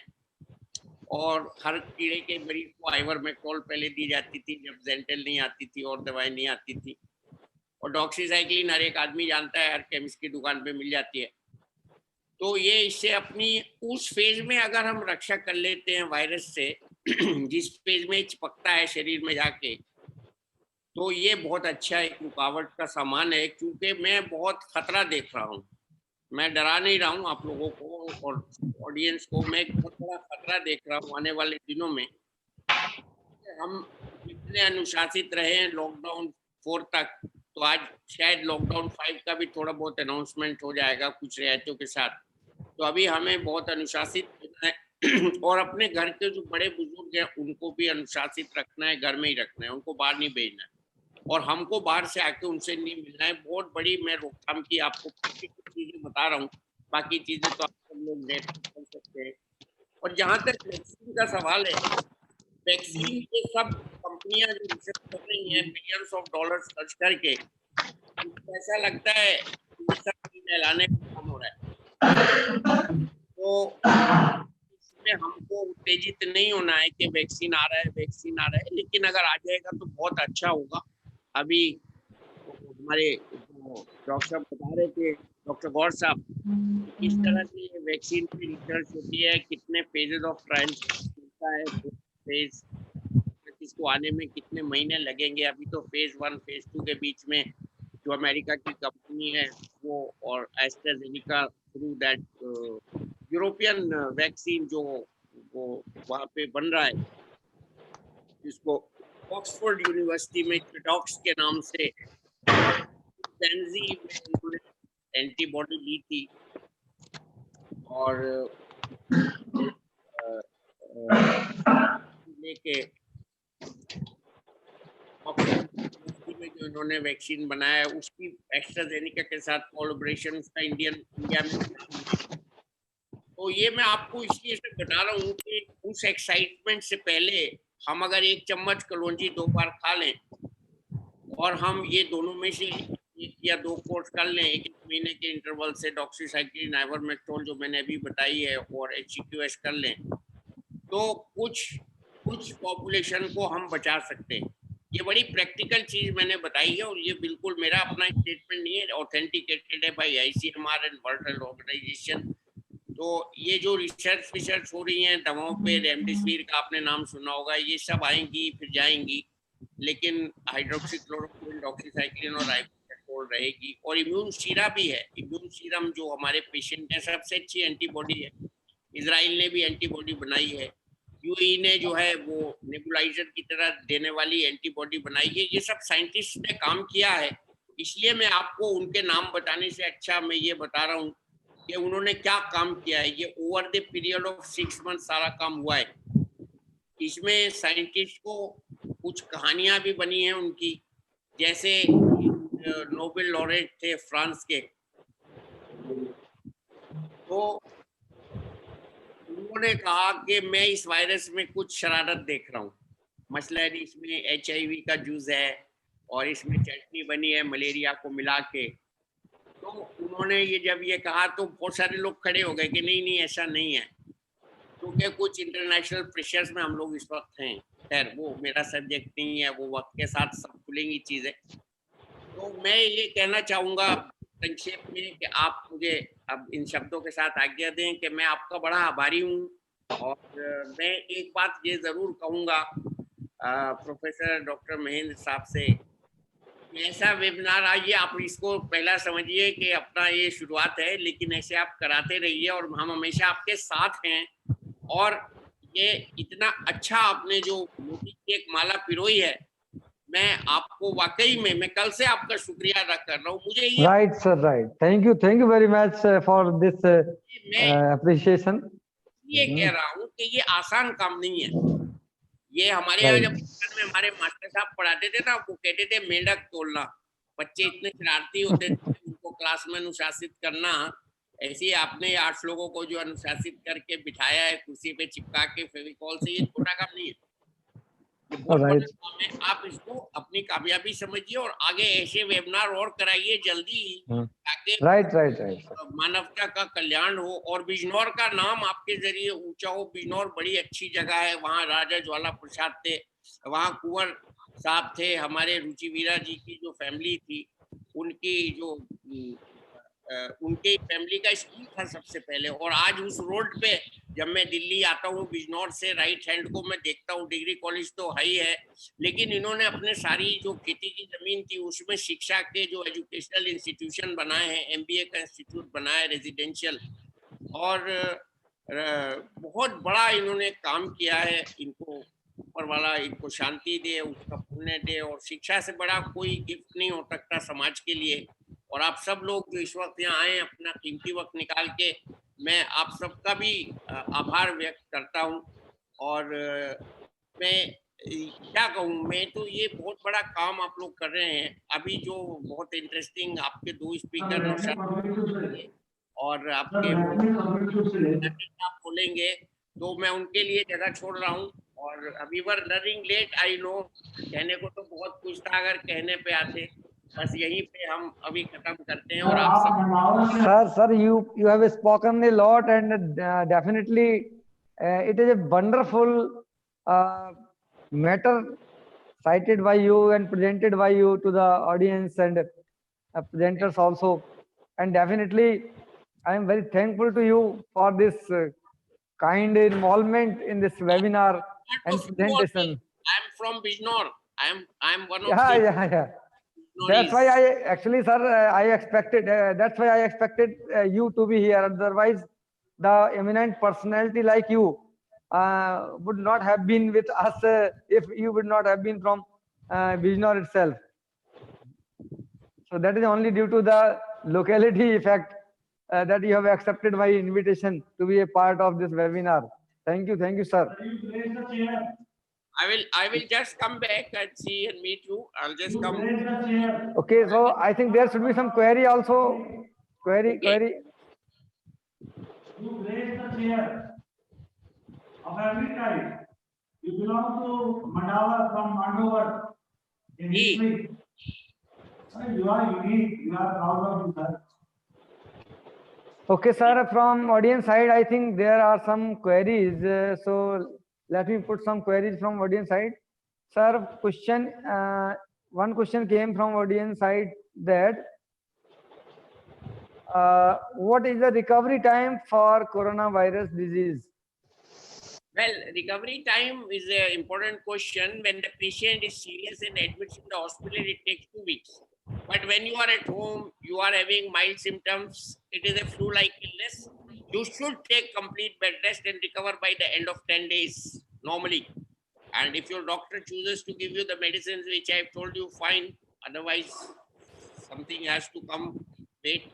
But it depends on how much rest you take. अच्छा 2-3 बातें मैं और बता दूं. डॉक्टर साहब ने कुछ आयुर्वेदिक चीजें बताई थी उन्होंने.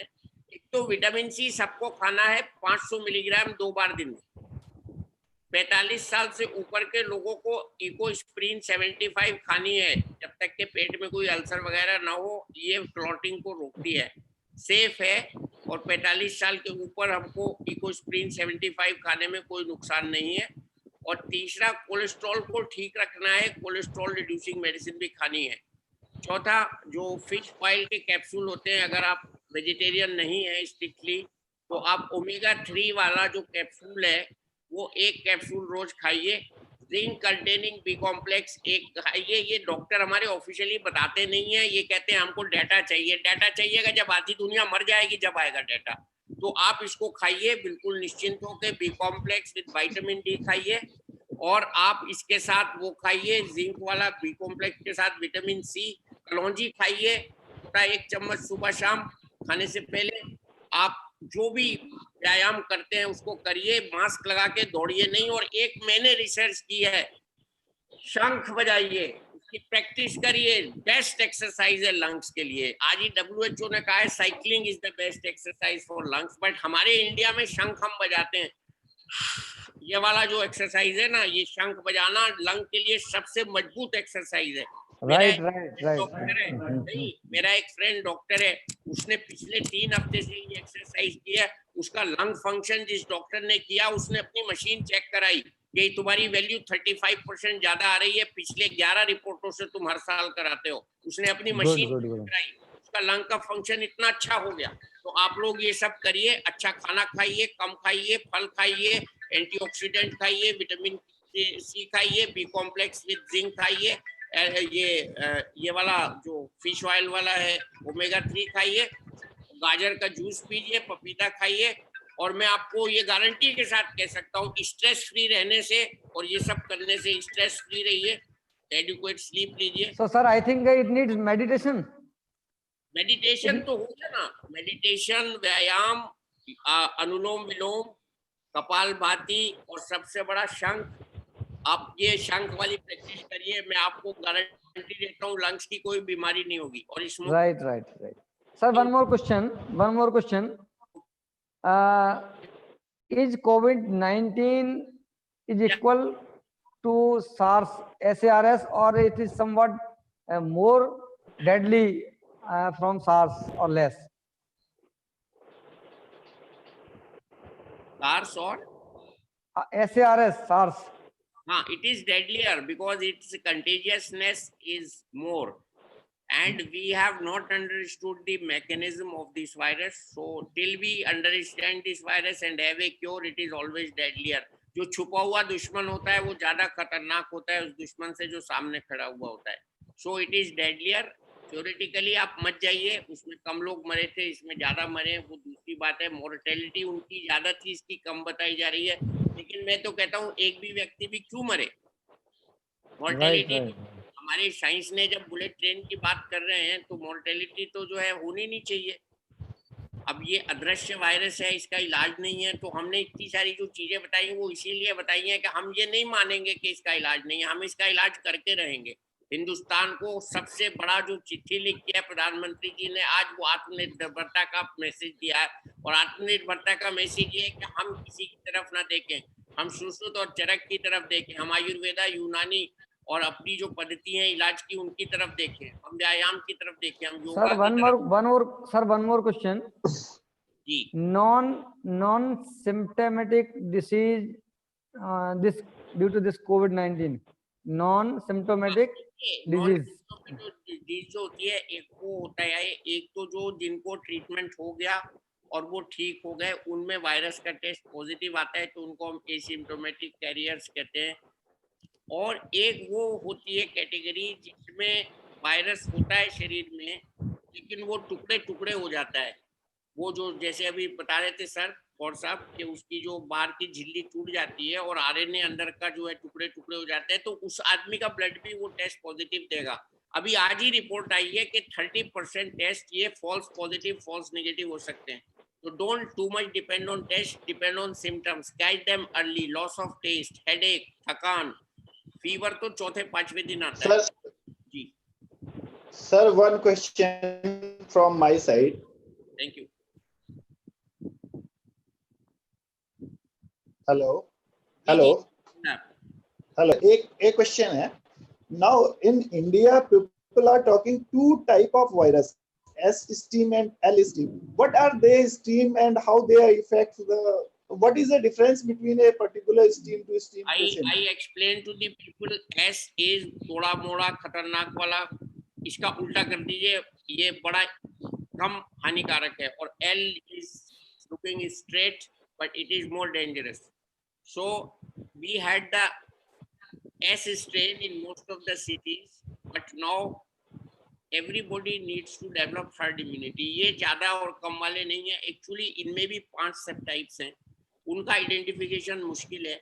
और ज्यादातर इंडिया में जो है एस टाइप है और वो जो है वो कम खतरनाक है और इसीलिए हमारे यहाँ डेथ्स कम है. और 3 कारण और हम बताते हैं डेथ्स कम होने के. एक तो मसाले वाला खाना हम खाते हैं, दूसरे सबको बीसीजी का वैक्सीनेशन लगा है और तीसरे हम मलेरिया की दवा खाते रहे कहीं ना कहीं.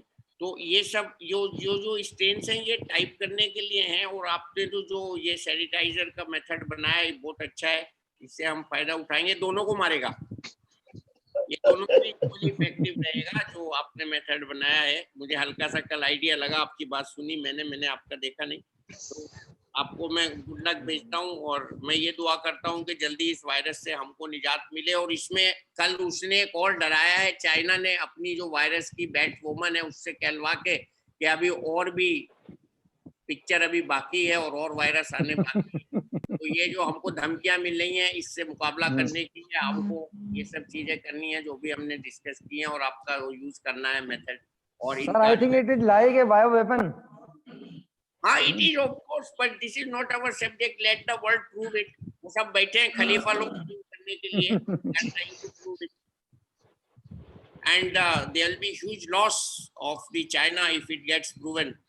Because when you have started this topic, let me say hint that when the Iraq was attacked by George Bush, there were not so many deaths of people all over the world. Now more than that, million times of that people have died. What will be? Okay, sir. Thank you. Actually, we are having 3 more speakers amongst us. Yeah. So thank you very much. So nice of you for being with us and giving huge and very nice information to all the audience and participants. Thank you, sir. कोई गलती हुई हो तो Sir, please don't say like this. Over to Dr. Rana. Sir, really I go Dr. is Rajendra. wonderful experience what Dr. Wali has pronounced so far. Now, after him, we have our next speaker. अरे unmute करो पहले, फिर से बोलो, unmute करके फिर से बोलो. Yes, sir. After Dr. Wali, we have our next speaker, which is not unfamiliar, but familiar to us. He has been to our college. I knew very well, and I know him. And his name is Dr. Kailash Chandra Sati. Actually, Dr. Kailash Chandra Sati has got his PhD in fiber optic fluorescence thermometry in August 2006 from Birla Institute of Technology and Science, Rajasthan, India. And then he got his Master of Technology in Laser Science and its applications in April 2000. Before it, Central of Advanced Technology in Indore, India. And before, I must not forget that Master of Science in Physics in Kumaon University, Nainital, India, in July 1997. He has been a man of stars for 16 years of experience. I must tell him that he has got the 16 years of experience in development of gas dynamic laser system and laser ordnance disposal system for defense application as a scientist. More than 6 years of experience of developmental experience in lasers and fiber optic thermometry materials, a very strong fundamental knowledge of optical physics, laser and fiber optics, practical research experience while achieving goals in a team environment, and more than 2 years of teaching experience in the engineering colleges, etc., where he dispersed the vast knowledge that he is having with him. And we must not forget about him that he is a man of degrees, man of accomplishments. His honors and professional affiliations are Indian National Scholarship University Grant Commission in August 1992 to July 1997, lifetime member of Indian Laser Association LM 675, DRDO Technology Group Award 2004 for the engineering development of a transportable GTL system with integrated beam delivery mechanism, commendation certificate 2010 for development for an innovative system for auto alignment system of resonator for Project Aditya, commendation certificate on National Technology Day 2011 for automatic alignment system for resonator, DRDO Technology Group Award 2013 for development and demonstrated 100 kilowatt class gas dynamic laser source and associated beam delivery technologies, Agni Award for Excellence in Self-Reliance 2013 for development of high-power laser systems, and DRDO Technology Group Award in 2017 for development of vehicle-mounted LORDS 2000. And this is not a small thing. So we are very happy to have with him here. And I would request Dr. Sati to have some words to spare some time for us. So please, you are welcome, sir. You can take. Hello. It is audible? Sir. Yeah, please share the slides. Yeah, please share the slides.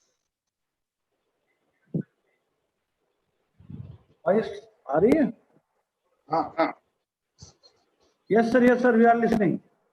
Yeah. Just share the slides. Yes, sir, we are getting. Carry on. But that slide is not coming in the picture, no? The material is not shared.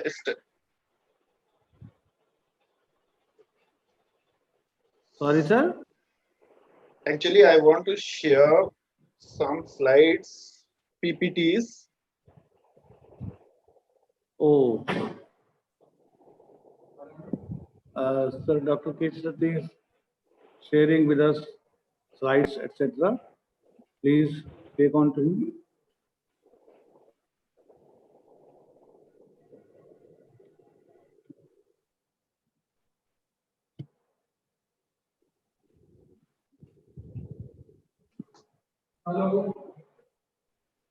Hello.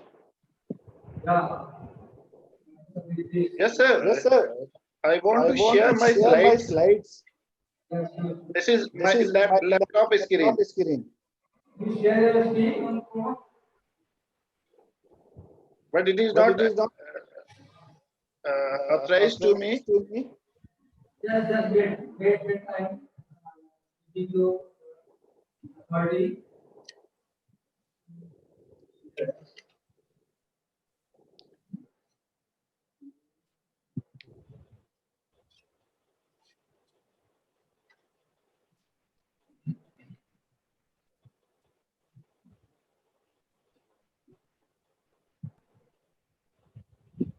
I think rest of the speakers have shared the screen, so I think it should not be. But But my slides are not slides are shared not shared with the with the people. people. Okay, Okay, let I have to start.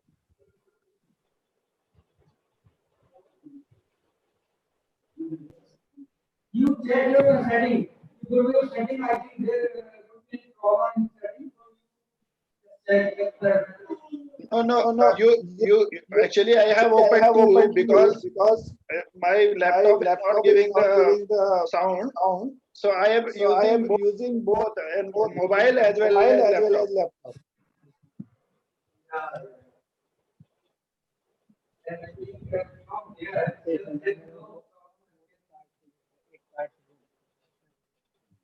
Recording तो चल रही है इसमें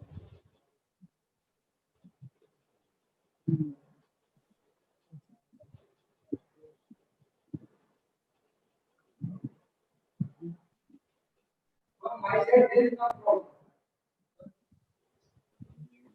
But still it is not there. Okay, let I have to start. You check your screen.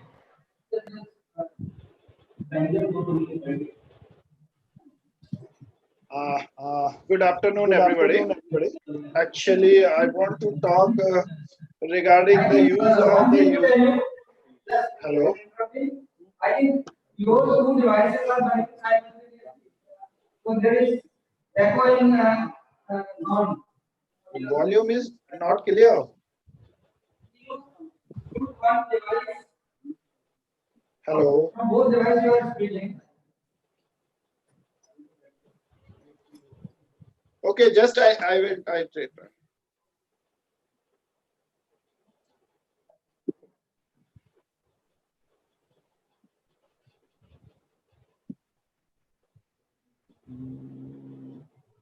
Here is only unmute my video audio. Use mute buzzer.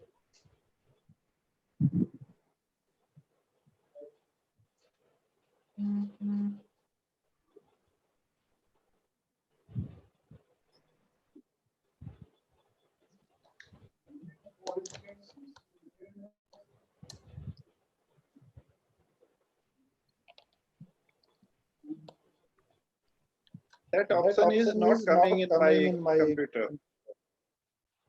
Share option is not coming. This side, there is no problem from my side. You check your screen setting or share your screen setting. I think you should go to share screen setting. Just wait. else you can show by your mobile.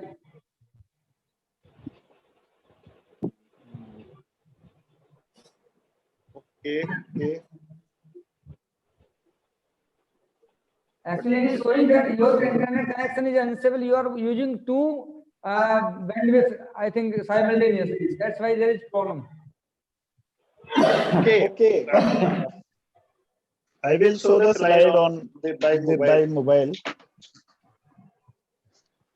You should switch Whether it will off come. Comes.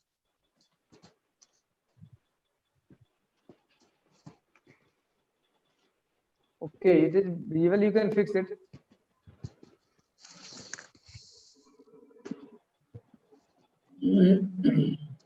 Now it is okay. Yeah. It is readable.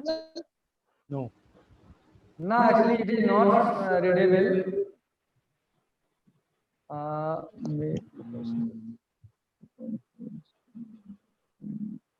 Yeah, you can fix it on some actually some material. Okay.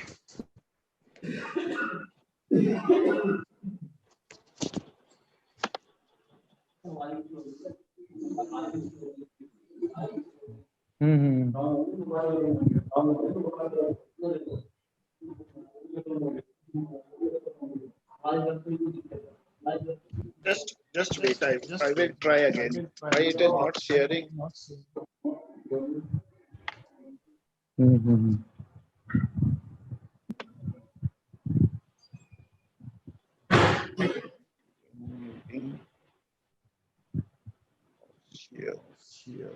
We are having 3 more speakers after you. Yeah, sir.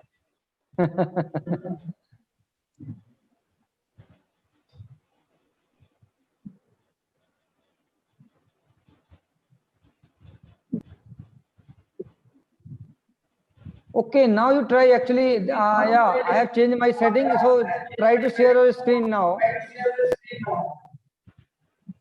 Now you can. Now you can try to share your screen because I have changed some settings.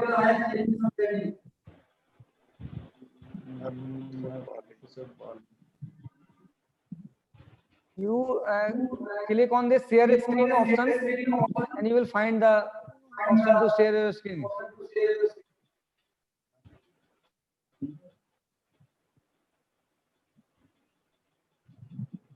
Just.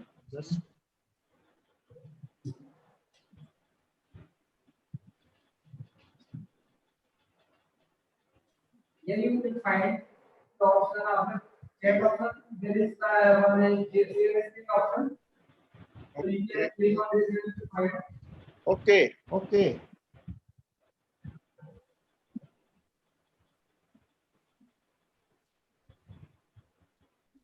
Now it is coming. Yeah. Yes, it's visible Okay. now.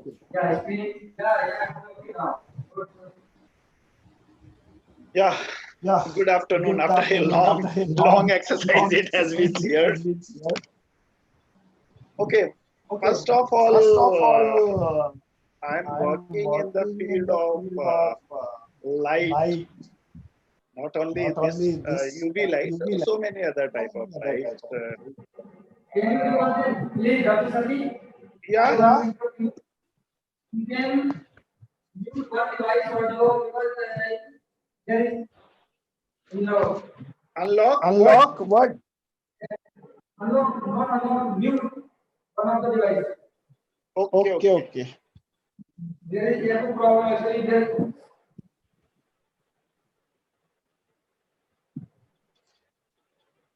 You can use sound of one device. Now it is clear? Yeah. Yeah, it is clear, absolutely clear. Okay. Good afternoon, everybody. Myself, Dr. Kailash Chandra Sati, working in the field of laser. But here I am not discussing anything regarding laser. My work is totally different. now due to the COVID emergency, everybody is working for new inventions, and most of the inventions which are done during Second World War, because when you have the problem, then you think over it, how to solve it. And every country start to stop the COVID-19 to lockdown. Lockdown is not the solution. It is just a pause button.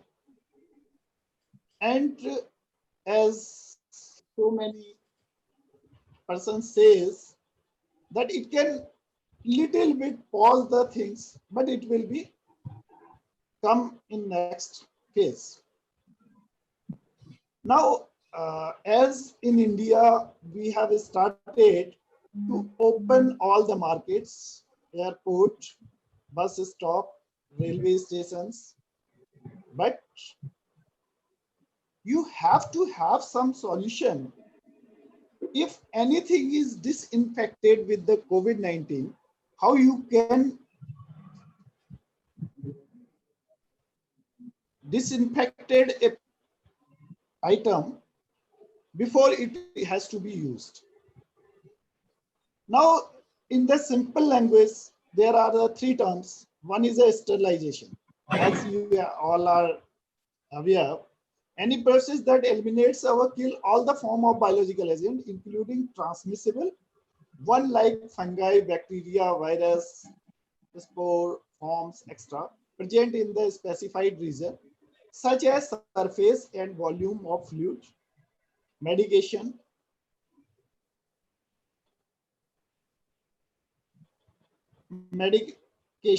or in a compound such as a biological culture media.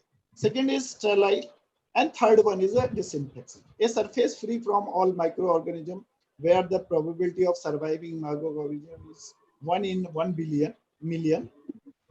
Third, start disinfection, destruction of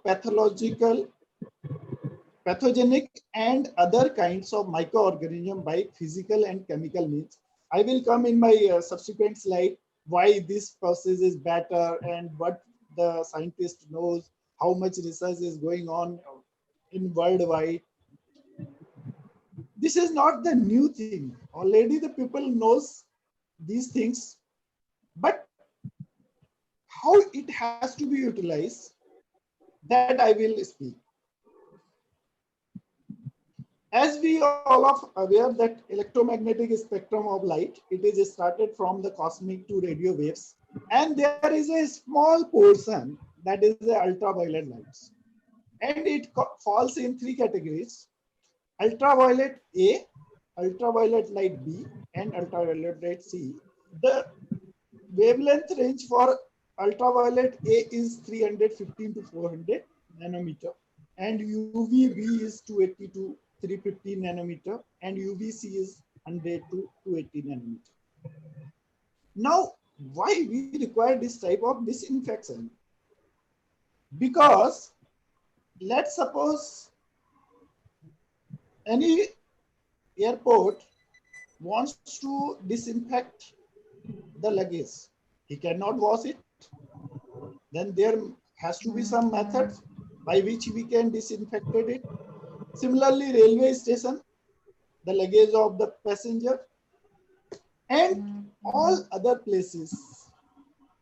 And now the problem nowadays, people are so afraid that they think if they will take the currency from anybody, it may be possibility that it is a corona virus infected and creates the problem. So everybody wants that before touching anything, it has to be disinfected. In that case, there are a lot of methods, means few are sanitizing with sodium, potassium hypochlorite and all those things. But I will not go detail in these things. I will just concentrate myself on the UV light. UV light treatment is a non-lethal thermal and non-chemical technology to inactivate microorganisms. Treatment with ultraviolet energy does not leave a residue and does not require extensive safety equipment to utilize. It is easy to use and characterized by favorable cost of equipment, energy, and maintenance. Organizations like CHEO Research Institute of Canada are using UV light to disinfect the personal protective equipment such as N95 mask, PPT kit, and all other equipment, whatever you want. Seoul Semiconductor Company Limited has working for UV light for the purpose of discontaminating surface and reported that 99.9% sterilization of coronavirus in 30 seconds. This is a simple UV light in the market, but thing is that how much UV dose has to be given a particular place so it can be disinfected. Second, UV is dangerous for the skin and it causes cancerous also. So second thing, you must have some safety before using this light. Now, as already opened air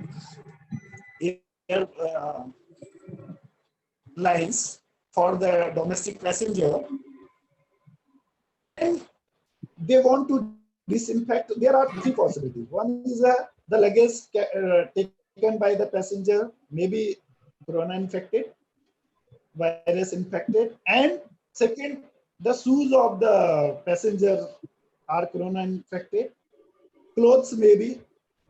So there are three things which require to then gain the confidence of the passenger. First, whatever I am talking about, the disinfection of the baggages. For this, you have to use the UV lamps to disinfect the baggages.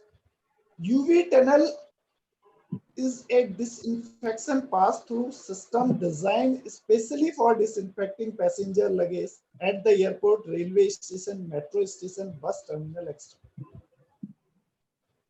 It is a rapid and effective tool for the baggage disinfection for combating the prevailing COVID-19 pandemic. Consists of the roller. These are just like a X-ray machine. In place of X-ray, you can think over that you are using the UV light, consisting a roller which can conveyor belt for the continuous movement of baggage through the UV radiation chamber that produce an adequate UVC dose. Actually, I have already spoken, there are three bands, A and B and C. We are talking about the C bands. And UV tunnel cater for largest allowed baggage size.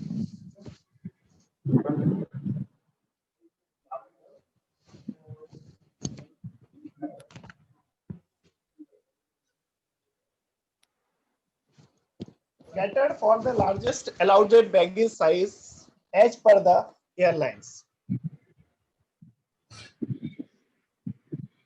The tunnel which people are proposing, it is a 1 meter by 1 meter, and the UV dose which is required to disinfect a particular object or non-living things is approximately 46 millijoule, and the value of, in terms of power, it is a 45 milliwatt per centimeter square area. And this type of system has to be reliable and work 24 hours. Real system should have at least real-time monitoring of UV flux at multiple points. It is sometimes it is possible that rod is not working, but you are just putting the luggage and it is not disinfected. So you have monitor real time all the lamp conditions and quick and easy replacement of lamp. It's not like that it will take at least 2 days, 3 days to repair the system. It is modular based system. Second problem in offices, as we have read in the news, that somebody is taking the file and it is a corona infected, and that gives the problem of corona. For that, we have also designed few UV scanner tunnel. All the luggage and office equipment has to be passed before it has to be touched by any officer. And the size of this scanner is given here. And belt speed is 0.5 meter per second. This speed is very important because the item which is at the center of the railing should get at least 45 millijoule of energy UV light. Second thing, that UV light does not leak out from there because it is dangerous for human skin. As we have seen, there are Delhi government installs tunnels at Azadpur vegetable market. These are the problem. This is a hypochlorite based, but you can make the similar tunnel with the UV light, but when the person is passing, that time you cannot sanitize them with the UV. The person is sanitized with the some solution, and after the person has go, it UV light.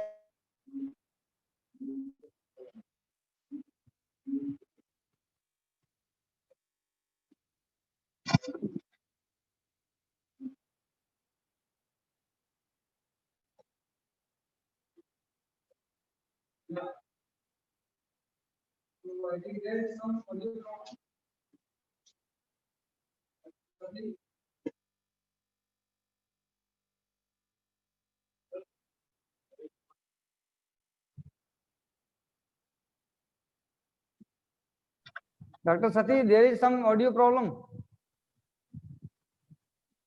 Dr. Sati, there is some audio problem from your side.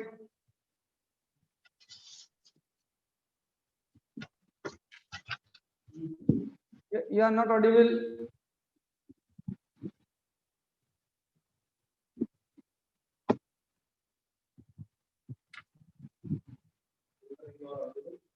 You can unmute another one device.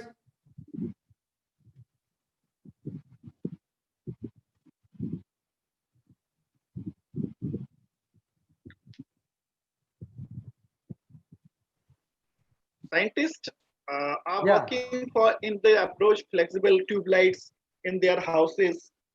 People are using for UV sanitization and a specific area.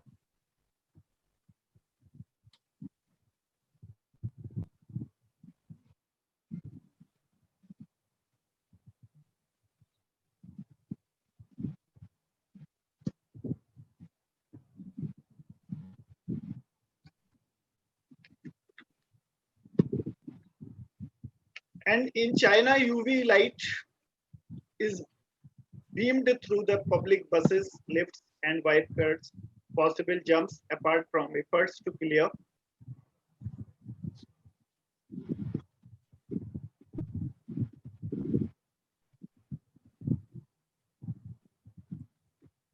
Hello. Yeah. Hello. Yeah, I'm getting you.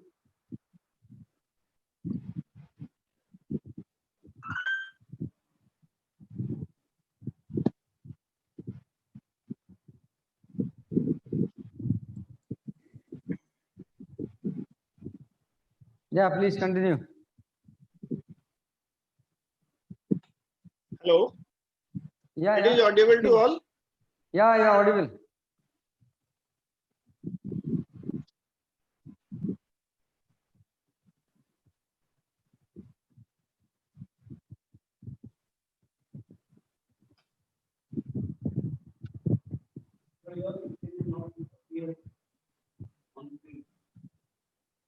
मैं आ रहा हूँ screen पे। ये तो उनकी slide है ना। अरे आशीष ने बोल दिया होगा ना, थोड़ा सा जो जो टच करता है ना उसको आ जाता है।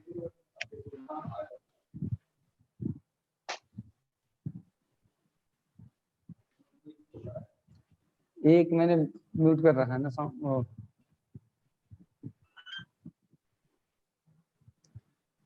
Yes, so Dr. Sadi, I think you have shown all the slides. Hello.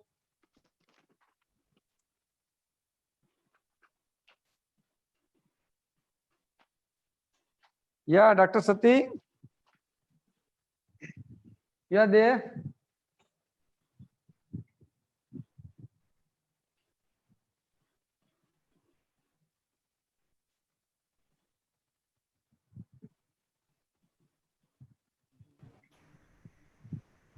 Yeah, is there any technical problem, Dr. Sati?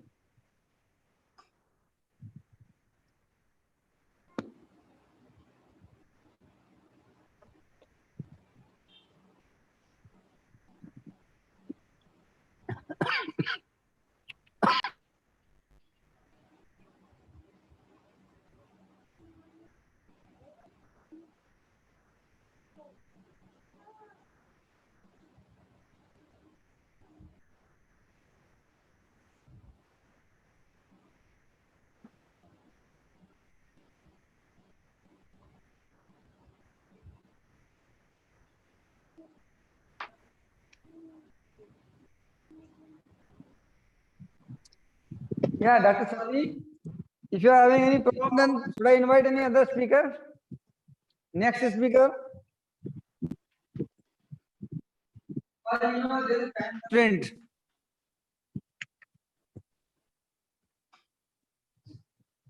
And it is going to be 4. Even after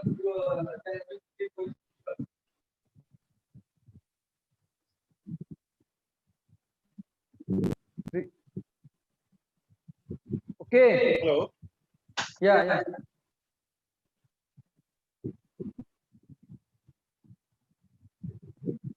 Hello. Yeah. You are audible. You continue, please. Hello. Hello. Yes. Hello. Yeah, you are audible.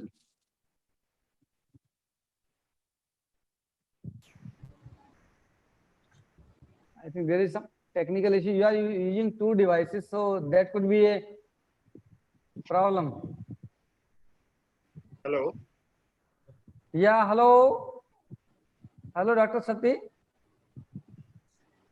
You can check your audio visual device or audio device.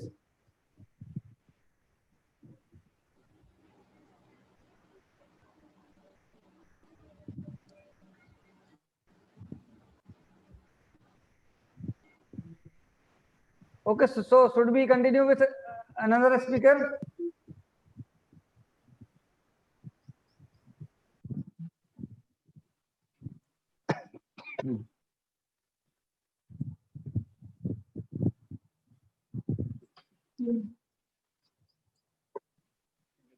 पहले charge आवाज ही नहीं आ रही।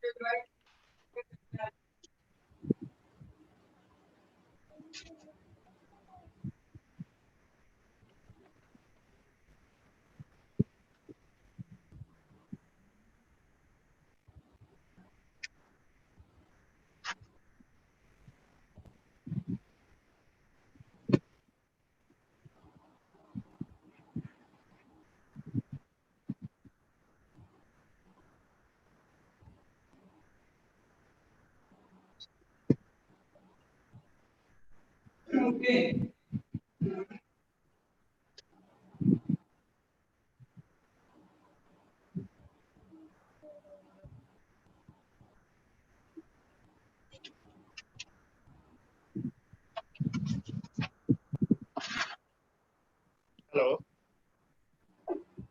Hello.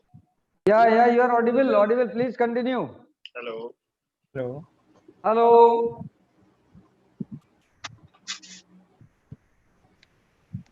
Hello.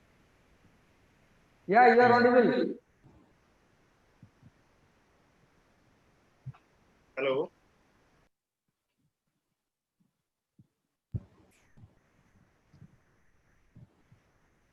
बीच में disturb भी करना ठीक नहीं है. Dr. Sadi, I think you are having some technical issues or a connectivity issue. So should I invite next speaker till then you can manage your connectivity issue?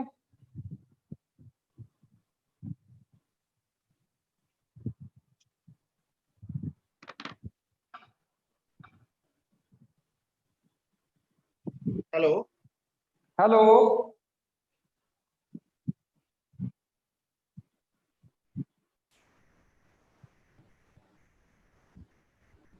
Hello, sir. I think we should move Hello. with some next speaker. Yeah, that's why I'm thinking, but he is not listening to us, so Yeah, how can we go for others? Because time is already 4 in place of 2 hours session, it has been 3 hours already. right, So sir. Dr. Sati, you are getting me?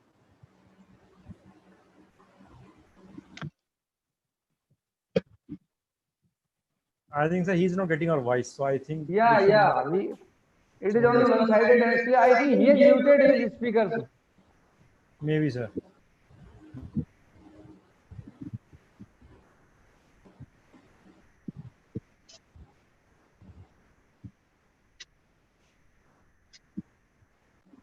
Hello. Hello.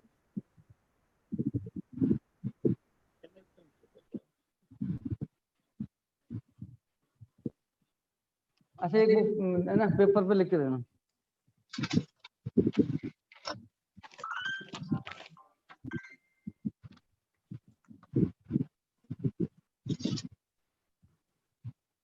Hello.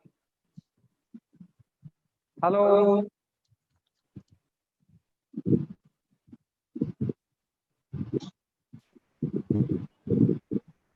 Hello.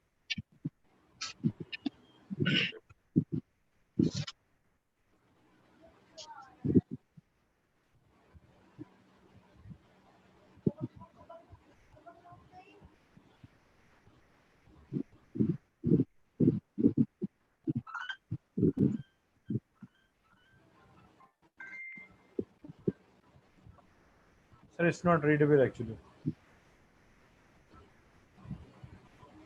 Is it now? Yes, sir, it's not readable. I think you should message him that. I have already sent 2-3 messages, but he is not getting. Hello.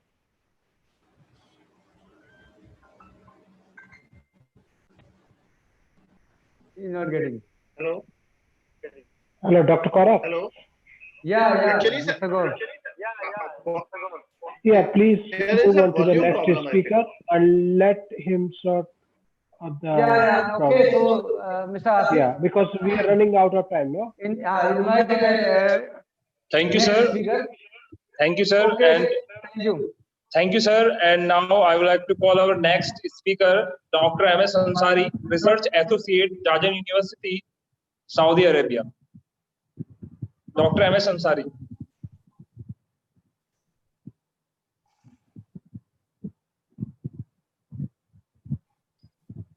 Okay, so Very warm. I welcome Good Dr. Ansari afternoon to to all of please you. share your presentations. Okay. Okay. Thank you. A very warm good afternoon to all of the participants and all of the panelists in this webinar. Thank you. Thank you. And today it's my pleasure to be a part of this webinar.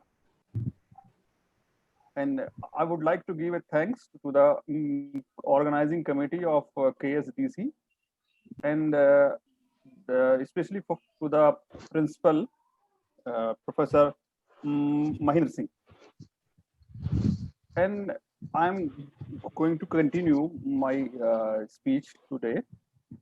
And today I'm here to present what is the role of digital media and data scientists to overcome or to resolve the problem of COVID-19. So I would like to share my screen to you.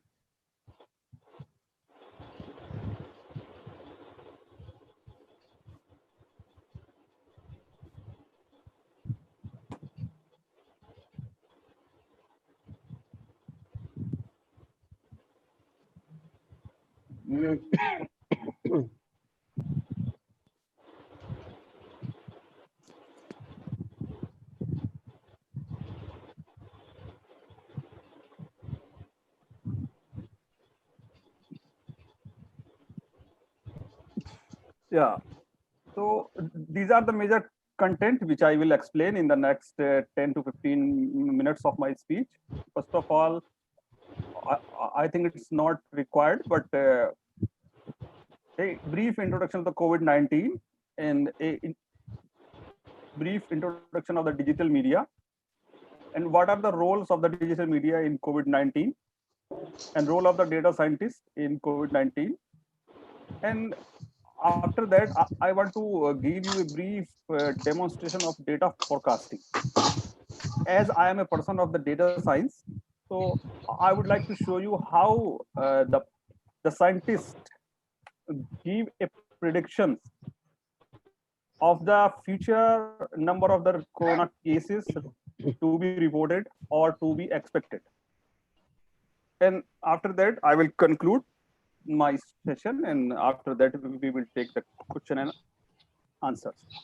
So as I think so many speakers already explained about the COVID-19. COVID-19 is a new strain coronavirus, and formally this disease was referred as 2019 novel coronavirus or 2019 nCoV.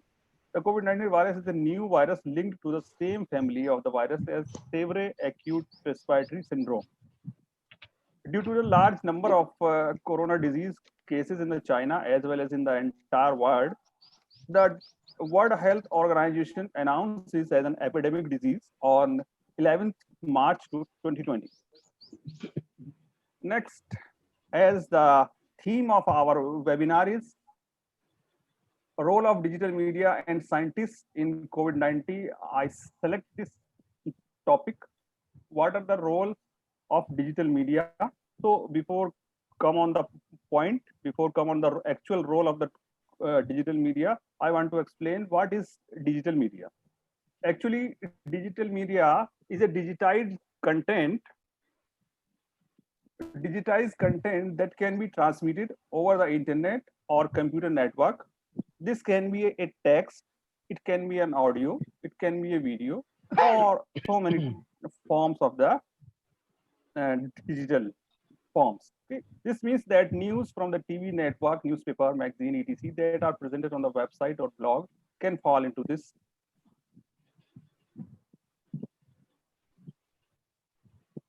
These are some forms of the digital media. The number one is images. It is an English idiom that a picture is more than 1,000 words. So a picture or an image in the form of computer science is a combination of the pixel, a combination of the pixel element with 0 and 1s. So a picture contains so many information, and that information can be transmitted over the internet. And we can say that this is the simplest form of a digital media. Next digital media example is an audio. We all know what is an audio. Audio is a form of digital media which can be listened by anyone at any place. Then the third one is video. So many videos we can see every day in our life on WhatsApp, on Facebook. And these videos also is a form of uh, communication. We can inform. In the best example, we are organizing this webinar today here only with the help of the video, and this is also an example of the digital media. And after that, nowadays we are living in the era of social media. There are so many websites such as Twitter, Facebook, Instagram, LinkedIn, and Snapchat, which enables their user to interact with each and to communicate with our near and dears. Now, these are some digital media companies which are working on the digital media like Google, Netflix, Apple, Facebook, and Twitter, and so many more. Role of the digital media in COVID-19. This is the main topic. This is the main point of my speech here. And if we can see communication via text, audio, and video. In this situation of the lockdown, we can communicate to our friends, to our family members with the help of text, audio, and video on WhatsApp, on video conferencing, and it's very much necessary. And it's very much helpful in this lockdown situation to make a proper communication. The next thing which digital media play a role in this situation, the home delivery of the item via e-commerce. And nowadays we have so many e-commerce websites like Flipkart. So we can purchase the items, our daily needs on the websites, and they provide these items at our doorsteps. So it is very helpful for us in this situation. Next, the health and security surveillance via the mobile application. Now the government and administration of India or in any country can be possible to make a surveillance of the health and the security of their citizens. And the last but not least, the role of digital media in entertainment. In this lockdown situation, we cannot go outside to play any outdoor games. So we have to stay at home and we have to entertain himself. How we can entertain himself? We can watch the videos on YouTube, and we can do so many things on the internet which enables us to entertain himself. Next, these 2 points I want to give to the audience. Today we are physically distanced, but not socially distanced. If we think in the presence of the digital media, in the presence of the internet, or in the presence of these so many communication networks, so many communication options, we are physically distanced now. I am staying here 5,000 kilometers apart from India, and I can communicate with all these participants of this webinar. So I am not socially distanced. I am only the physically distanced. So this is only and only because of the digital media. The next thing, if you think, what if, imagine COVID-19 13 years back. What was the scene? It was a drastic condition because at that time, we don't have so many facilities, so many options to communicate. And at that time, it was a very drastic condition. Next,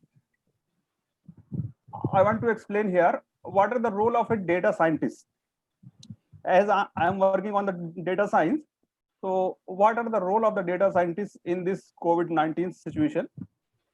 Data science is a branch of study in which we analyze historical data for prediction and forecast about the future. So how we can implement this data science in this COVID-19? Actually, we have so many records of when the COVID-19 started. Approx in the last of 2019, it was started in China, and from that time till now, every day we have a record how many new cases arrived in India, how many new cases arrived in the entire world. So we have to maintain a record from the first day to the till now, and after that we apply some statistical methods, some forecasting methods, and we can forecast the information about the future. How many cases may be in the next week, how many new cases may be in the next month. So it is very much important. If we think, if we saw the future now, we can take a better decision. Okay, so data science plays a significant role nowadays, where we are working with COVID-19. It enables us to see the future. Data science enables us to see the future. Now, I want to explain the approaches of data forecasting. We have two major approaches of data forecasting. Number one is time series forecast, and the second one is machine learning algorithms. In time series forecast, we have so many methods. So many methods are already available in the literature. Out of these, I have listed here only three. Number one is ARIMA model. Next is Holt-Winter model. And the third one is exponential smoothing. And in the case of machine learning algorithms, we have artificial neural network and we have multiple regressions. So here I will show you how ARIMA model works. So this ARIMA stands for the auto-regressive integrated moving average, and it's a data forecasting method which we can use to forecast the number of the patient might be possible in the future. ARIMA is a forecast model that explains a given time series based on its past values. If we have the past records, then we can forecast the future. It lags, and the lagged forecast error are used to refine it so that equations can be used to forecast future values. In non-seasonal time series, here non-seasonal and seasonal, two types of time series are there. So any non-seasonal time series that exhibits patterns and is not a random white noise can be modeled with this method. This is a data forecasting process. First of all, we have to define the forecasting purpose, what we want to forecast. After that, we have to apply some forecasting methods, as I explained before. So after that, estimate future trends. After estimating that future trends, we have to compare actual with estimated. For the testing of that method, we have to compare. For example, if we forecast the data for the 1 month, so we have to check it for the 1 week. Okay, first we forecast for the 1 month, and at least 1 week we have to compare. What is the difference between the actual forecast? What is the difference between the actual and in the forecasted values? And then we have to refine it again. And this is a cyclic process. We can refine it until we find a consistent record. This figure shows here. This was the forecasting for India. Predicted cases of COVID-19 in India. This forecasting, this prediction was done on the 23rd March 2020 at the University of Michigan. And according to this, till till the end of the May 2020, it was expected to be 50,000. It was expected to be only 50,000 patients. But now we know nowadays we have a lot of more. And now I want to show you what I have forecasted. I have forecasted this record on the basis of a WHO reports. As we all know, World Health Organization every day release a situation report about the COVID-19, how many new cases, how many cases are recovered, all information about every country. So I have recorded all these information from World Health Organization website from 21st January to 2020 to till date. And after that, I have forecasted the record for India for the next 1 month.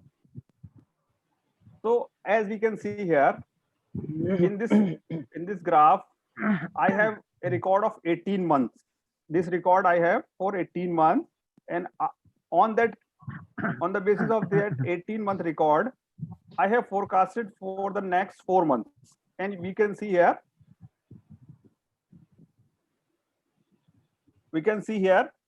this record after 18 up to 22, okay, for the 4 next week. We can see here in this figure from 26th May, 27 May, 28 May to 24 of June. These are the forecasted point, 1,45,841 new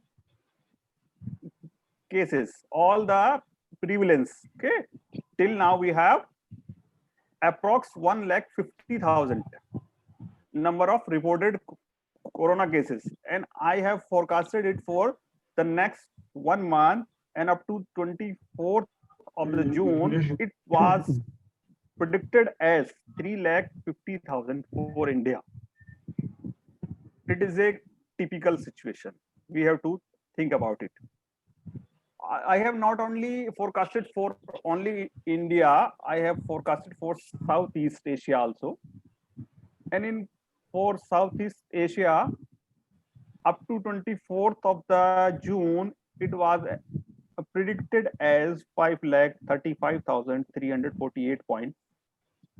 And for the entire world, forecast by ARIMA model for the entire world, it was predicted as up to 24th of June, it was 85 lakhs, more than 85 lakhs, 85 lakhs, 74,964. Yes, this is the point of forecast. And now what is this? Low 80, high 80, low 95, high 95. Actually, this is the forecasted point values, and these are the range. The low range of at the confidence level 80, and the low range at the confidence level 95, and what will be the minimum and what will be the maximum. So you can see here, this is a range from here to here. So the actual value may be in between to this low value to the and high value. My data set collection is available publicly on the internet, and it is a compiled data set extracted from World Health Organization daily published situation report from 21st January 2020 to the till date, and it is available for the research purposes. Till now, there are more than 100 downloads and more than 300 views of my collected data set. You can see it on the link here. Now I want to conclude my speech. digital media plays a vital role to make a survival life during this COVID-19 pandemic in many ways, as I have explained before. And it also helps to overcome it. And the next thing is data scientists are also very significant because they predict and forecast about the future. It leads to pre-plan the strategy and better decision making. Why Indian or any country government decide to lock down? It's only and only based on the forecasting and based on the prediction. So we can take decision. If we know the future, we can take a better decision. And in the last, I want to say, I want to message all the participants that social distancing, hygiene, proper diet, stay at home and stay safe. And my best wishes for all the participants. Take care of yourself. Now, I would like to respond if someone asks me.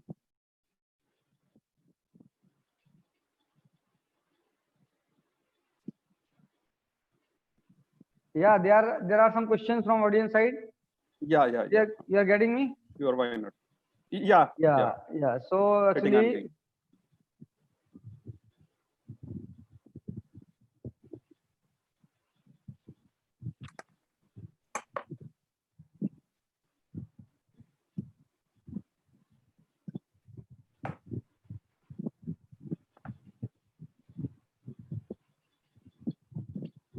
actually, question was from one audience that it's survival on various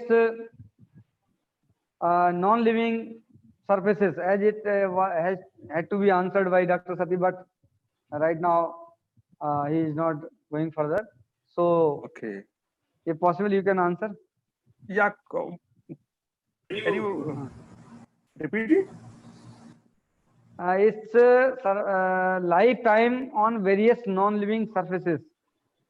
Actually, I'm not a field of this medical, okay. but Actually, as I know, no problem. Maximum 36 to 72 hours is the lifetime of this COVID-19 on a surface like plastics and metal. Yes, one more question. One audience is asking about immunity booster available in our kitchen. Yeah, actually, I think you are reading the old questions. They are not the new questions. Yeah, I think Gulrana has already explained about the immunity system. I think this audience has joined later. Dr. Vari has also explained about this ingredient of the kalonji in the kitchen. The main ingredient for immunity booster. Yeah. So okay. So I think there is no more question which has not been answered. If any question comes further, definitely it will be put. So thank you, Dr. Ansari, for giving nice presentation, nice informative matter to the audience, and definitely all who are connected with us will be benefited, and even more this video will be available on YouTube as it is going live on YouTube. So many more who will watch this video will get benefit from this. Thank you. Thank you very much. Welcome. Once again, I want to give to the thanks to all the organizing member of this webinar. Okay. Thanks a lot. Thank you. Yeah, over to Mr. Ashish. Yeah, just wait.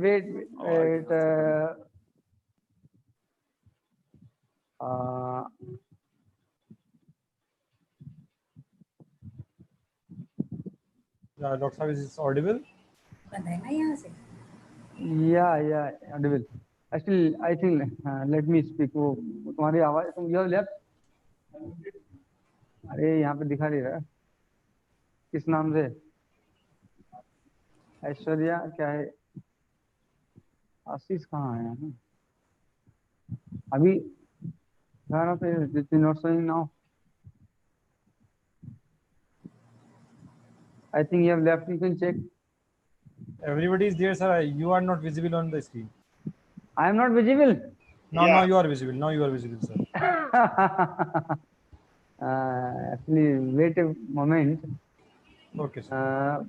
Just a moment. Actually, my anchor actually this time missing.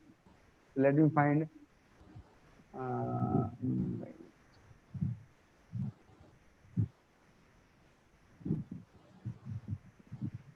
You can rejoin.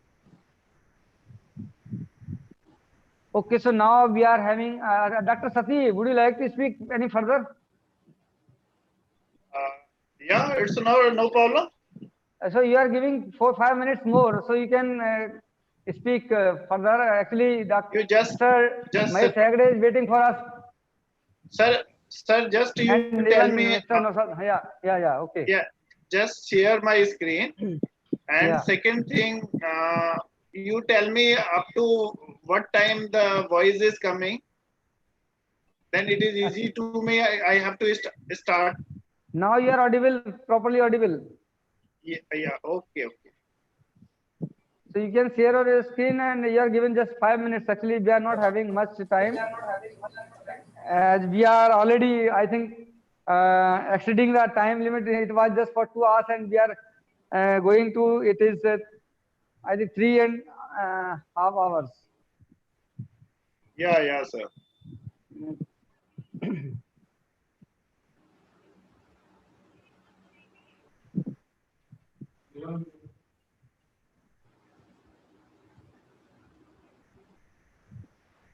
Yeah, I'm talking about regarding UV disinfection of the airport baggages, railway station. In the case of UV, this is safe and non-chemical. And second thing, we have designed the equipment in the market. You find a lot of equipment, but the certification is not there. And the question which arises that these certification is not possible in a short time. So people are taking the reference of the SARS, whatever the work they have done. Now they are working that how much energy has to be living, non-living, because UV cannot be upon the living thing. It is only for non-living thing. And here we have invented so many systems which are appropriate for disinfection. And second thing, this system, let us suppose I am talking regarding this system. This system, people are working for this. A lot of items are in market already available, but they don't know how much UV dose is required.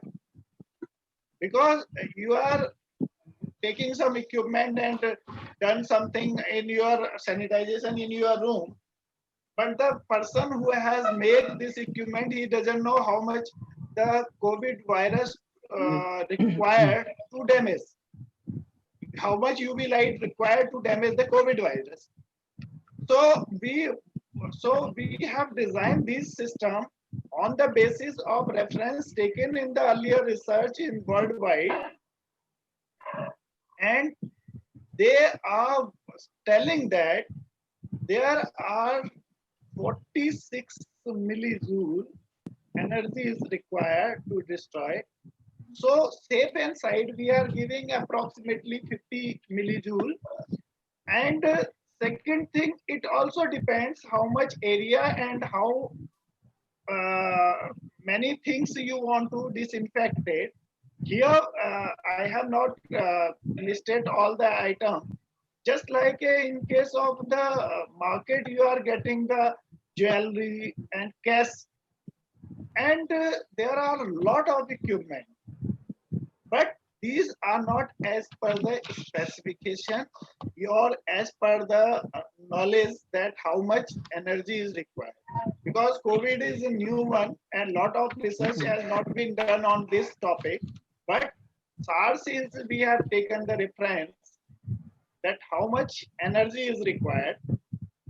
Second thing, this UV light operation should be foolproof. Why it is foolproof? Let us suppose you are sanitizing one room and nobody in room, and you have start sanitization. All of a sudden somebody come into the room. That system has to be such a safety that it should be shut down whenever it has it. So you have all the type of sensor, movement of person. If the system see any movement of the person, immediately it is shut down. And this type of all precaution has to be there, because nowadays people are using in market. Those systems are not as per guidelines, and there is no certification. So my request to all listener, and if you purchase any equipment for sanitization or some, you must know whether it is certified for COVID, because nowadays people are using it other way. Everybody is telling that infection may disinfection means any dose of UV can, it is less than the quantity that it cannot be done. And these items, okay, now these are the equipment which we have developed and worldwide. Your screen is not appearing. Dr. Sati, your screen is not appearing here. Your screen is not casting. Not appearing. Double click to enter full. You are sharing your screen, but it is not appearing. Okay, so you can sum up verbally only. It does not require to share the screen. Actually, you are already speaking good and sharing your very good manner. Okay, yeah, screen is not required. It's fine. All the things I have shown, and in here I want to conclude my session that all the equipment which are in market, you must check whether it is certified by some agency or not. Before that, you don't purchase those equipment, because they are mislead you. Okay, sir. Thank you. Okay, so I think there should be some query also.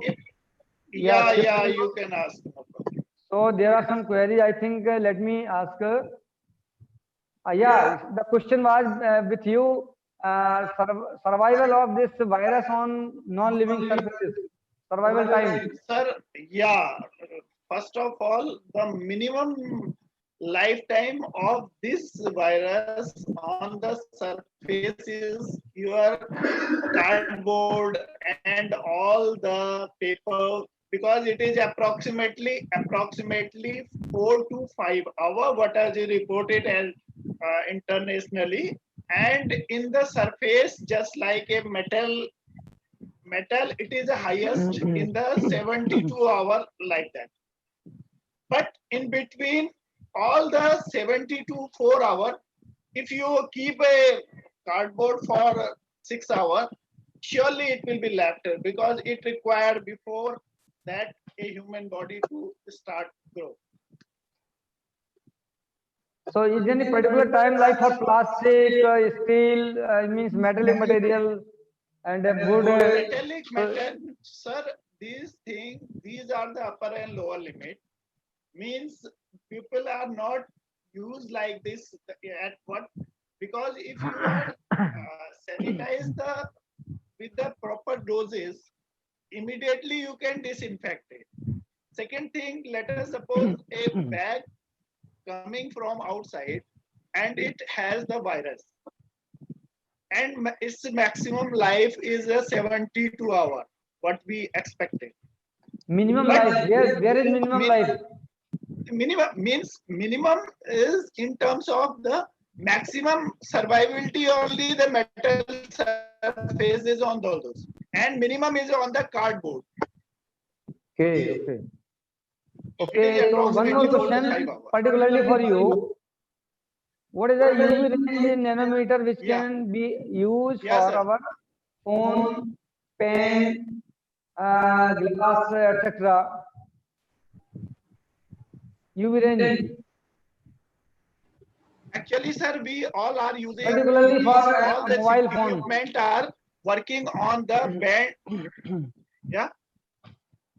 Particularly for mobile phone, as it can be damaged. Suppose if we impose a high frequency UV light or high density UV light, then it can damage our device also.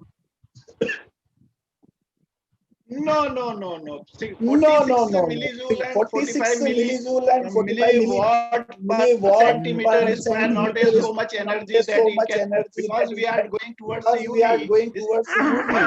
This is hotter side. hotter side. IR This is not hotter IR side. beam is IR maximum hotter. IR beam is maximum hotter.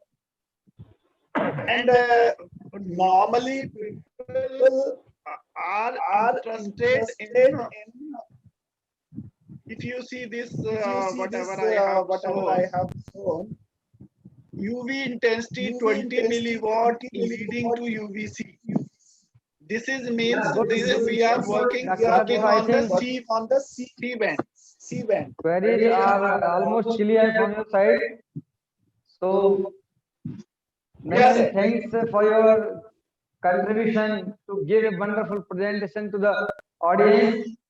And after webinar Thank also, you, sir. Thank Sorry, you, sir. sorry. grateful to all Actually, in viewers and between there audience. is some problem. I don't know I why don't it know is why so. it is so. Thank you very much.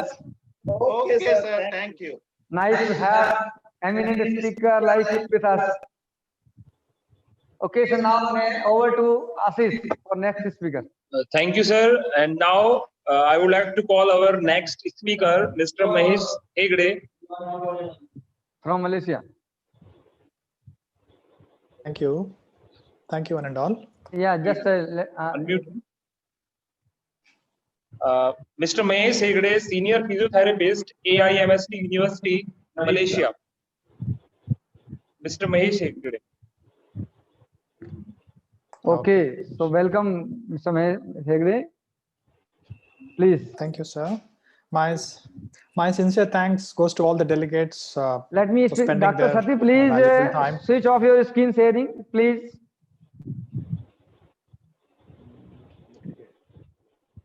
Okay.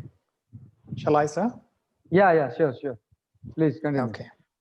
My sincere thanks to all the delegates for spending their valuable time in this webinar. Secondly, my humble gesture and thanks goes to Professor Dr. Mahendra Singh Kaurav, Principal, Kunwar Satyavirag Degree College, Bijnor, UP, for organizing fantastic webinar, which is internationally recognized now. So I congratulate you for the recent Gyan Chand Award, sir. So it's a great feeling because I'm sharing a session with most eminent persons today, especially when we had a talk with a great cardiologist, best physicians of India awardee, fourth highest civilian awardee of Padma Shri, Professor Mohsin Wali. It was really to be with a father figure like him. It is always a blessing for us. My thanks also goes to Dr. Madan, who is the Deputy Director of Faculty of Allied Health Professions, AIMS University, School of Physiotherapy, and Dr. Om, UK Associate, who is a friend of Dr. Madan, through whom I was introduced to this international webinar. So let me share the screen for all of you. So since I'm a physio, My profession is more towards practical oriented aspects. So what I would do mostly is I would be sharing the PowerPoint, which I've already made. Here comes the role of physiotherapy in COVID-19 patients. So here I am. Whether I just want the confirmation whether the screen is visible. Yeah. Thank you, sir. Thanks, sir. So objectives of this next 15 minutes session would be to mention the referral criteria for physiotherapy, because as we have not witnessed the COVID-19 so far, so things have changed, the scenarios have changed. So I'm just going to mention the latest guidelines according to 29th April 2020 and describe various physiotherapy manual techniques. What we do in the ICU, that is what I'm focusing now. It's only for the first few days or acute phase of physiotherapy. And I'm going to touch upon the various equipments, which so far we discussed with the digital gadgets, all that. Yes, that it is going to play a larger role of especially. The first and foremost is screening. Screening as physios, as we enter into the intensive care unit. So, we are also worried. Patients are more worried. Healthcare professionals comes as a team to fight against the COVID virus. So definitely, initial acquirement of the data from the patient is definitely through the gadgets. Definitely, we need to be, very, very specific on that. Thanks to all those scientists who have so much of, conveniences to get the data so that we can communicate when the patient is in the isolation ward. Okay, so we get the basic details of patients, such as demographic details, subjective details. Even before coming to the patient, we are going to tell them this is what the session's goal of today is, and we are going to communicate through the gadgets, so there is no face-to-face contact allowed. Okay, so this is what we could able to achieve, and we are going to give them the exercise-related chart, what you are supposed to do, and how it has to be done. Okay, the clear-cut guidelines will be there with the gadgets, with the screen, with the mic, with the speaker. So hence we can able to look into those aspects of the functions of the lung which has been lost because of the disease.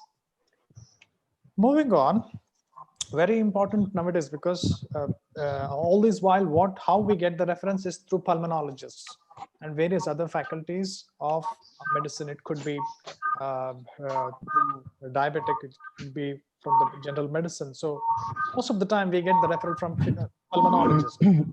So for any mild symptoms without the significant respiratory compromise, examples fever, dry cough, or no chest x-ray changes, their physiotherapy interventions are not indicated for airway clearance, considering the contagious nature of the virus itself.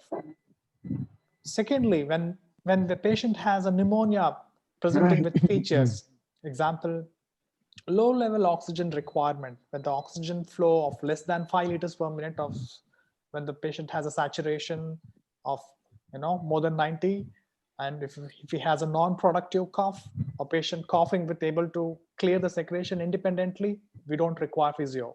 So that is made clear so far. Step 3, any patient who has mild or moderate or severe symptoms of respiratory illness, such as pneumonic findings, pneumonic features, coexisting respiratory or neuromuscular comorbidities,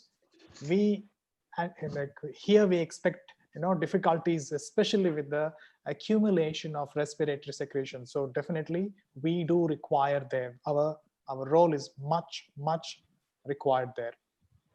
So the whole concept revolves around the word airway clearance techniques. Most of the time we get to hear a reference by the physician, patient requires chest physio, please call them and let them attend the patient. That is what we do. We have 2 techniques there, manual and mechanical techniques. Okay, so in this manual techniques, we have seen so many changes. Example, I would say in the manual techniques, we have something called a postural drainage. That means posture is what we assume our segments of the body. That posture and the drainage means we are going to pull out the secretions, especially from the lungs. That is what the context is. So we utilize a variety of position so that the gravity acts on the respiratory secretion, and we make the patient, in that around 15 to 20 minutes to drain the respiratory secretion in one particular segment. Our lungs has 10 bronchopulmonary segments. So for which segment which is more involved, we are going to pull that here. We're going to make the patient to assume that position so that the secretions are drained completely. After that, we have some manipulation techniques. I'm going to demonstrate all that through the videos. Definitely, even we pull out the secretions by manual hyperinflation, where we artificially, induce the lung with increased air entry along with the oxygen by using bamboo bag, and help out move the secretion from distal to periphery. That means from the side of the lung to the center of the lung. So when we do the suction, all the secretions would come out. These are highlights of manual techniques. So these are some of the position, because every segment of the lung has got different zones and different bronchopulmonary segments. Since most of us are health related background, science related background, I don't think this concept it is difficult to understand. What we're trying to do here is we're going to reverse the patient, especially in the right middle lobe. You can see on the right basal part, where patient is made to lie on a platform or a couch in which the tail end of the bed is raised and head end is lowered approximately 12 inches. So it is to drain the lower segments of the lung, bronchopulmonary segments of the lung. So when we do that, we do achieve a drainage which happens naturally. So once the drainage happens, we are going to apply the manual techniques. So this is what the postural drainage, initially what we do, we maintain the patient's position there for 15 to 20 minutes, followed by asking the patient to go for real, active, slow initial breaths.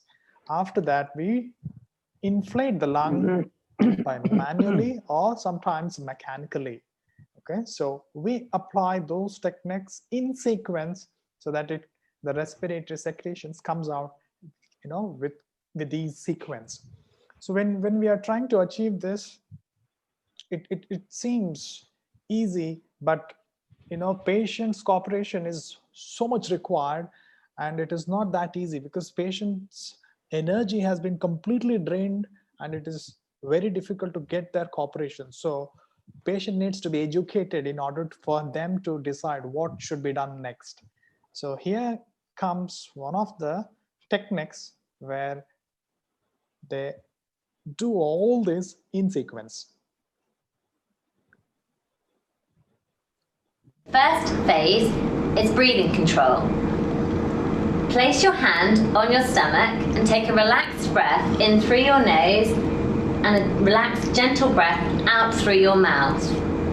You want to be looking not to expand into the chest, but to expand into the stomach on the breath in. If you find on the breath out it is difficult with an open mouth, you may prefer a pursed lip breath. Repeat this for 5 times. After the 5th, move on to phase 2, the thoracic expansion exercise. Here, place your hands onto your rib cage. Take a longer, deeper breath in through the nose, and then open the mouth and take a gentle, long breath out through the mouth. During this phase, you're looking to get the movement of the ribs out, like so, and then come back in again on the breath out. Again, on the breath out, if you find it difficult with an open mouth, purse your lips together, and this will make it easier. After the 5th, you can either go back to phase 1, the breathing control, or move on to phase 3, the forced expiratory technique. Okay, that's all about the breathing maneuver. So we'll go next to the a technique in which the lung is inflated towards the image where, you know, 3 persons are standing over there. People are providing a manual hyperinflation. This is a technique where we are providing, you know, instructed oxygen amount by the physician to the COVID-19 person. We can ensure that we have 3 different assistants there with a head mask, facial mask, head cap, and gowns with all aseptic precautions, especially the manual hyperinflation bag, where how they have held and how it has to be, you know, sucked out. The main rationale behind this manual hyperinflation is to pull out the secretions from the periphery, so that during the suction things could be, you know, suctioned out very well. Towards the right image, we have the similar mechanism happening, but it is all done by the machine. So here comes the mechanical hyperinflation. So we have a technique which is designed here, which is after the manually placing 20 minutes of, you know, inverted positions for the particular segment, a physio here would demonstrate how he applies the technique, especially on the patient's back, upper chest. So, okay, let's say we have already confirmed that she has secretions here and it's nice and thick. We need to get it out, okay? So, Maria, I can see that you're going to be in this position for about how many minutes, please remember? 20. 20 minutes. The client's going to lay down in this position. I think we were talking about this before you walked in. So, in that 20 minutes, you're going to alternate certain techniques. One of them is a percussion technique. You know that thing, just let me know. I will stop right there, okay? So, you start breathing in and out normally, in through your nose, out through your mouth, okay? Go ahead. I can see that the chest is rising. So she's doing it, okay? So when I'm ready, what I'm going to do, I'm just going to concentrate on this area. Okay, so that technique, what we apply, we say we cup our hands, we apply on the chest so that the secretions are dislodged from the mucus, from the airway actually. So we have another technique. Let me fast forward that. When we do have a vibration. I'm going to keep my hands all tight in isometric position, like nice and tight, okay? Now what I'm going to do is, I'm going to send in some fine vibrations. You see how my hands are moving? Okay, now, when do we do this? When the client is just about to breathe out, not when they breathe in. But the cupping could be done anytime, right? But that vibration is done only when she's about to breathe out, okay? Now I have to give her the commands, right? Watch it. So my hands are here, and I'm going to vibrate. What is my direction of vibration? Taking everything from the lower to the higher. So I'm vibrating and I'm moving my hand towards the upper segments. You get it? Now, Maria, I want you to take a nice deep breath in through your nose. And when I say breathe out, that's when I'm going to apply some fine vibrations on your chest, okay? And you can see that the chest is going to rise up. And I'm going to give her the command when to breathe out, right? Maria, are you ready? Okay, breathe in through your nose. Now out through your mouth. Okay, that's what vibration appears to be. So this is how we do with aseptic precaution, but this video demonstrate without it, because this is just a demonstration video. So going ahead, we have a mechanical device here. This is called Acapella. This is also, you know, helpful to move the secretion and to dislodge the secretions. The principle is same. So I'm going to play for all of you.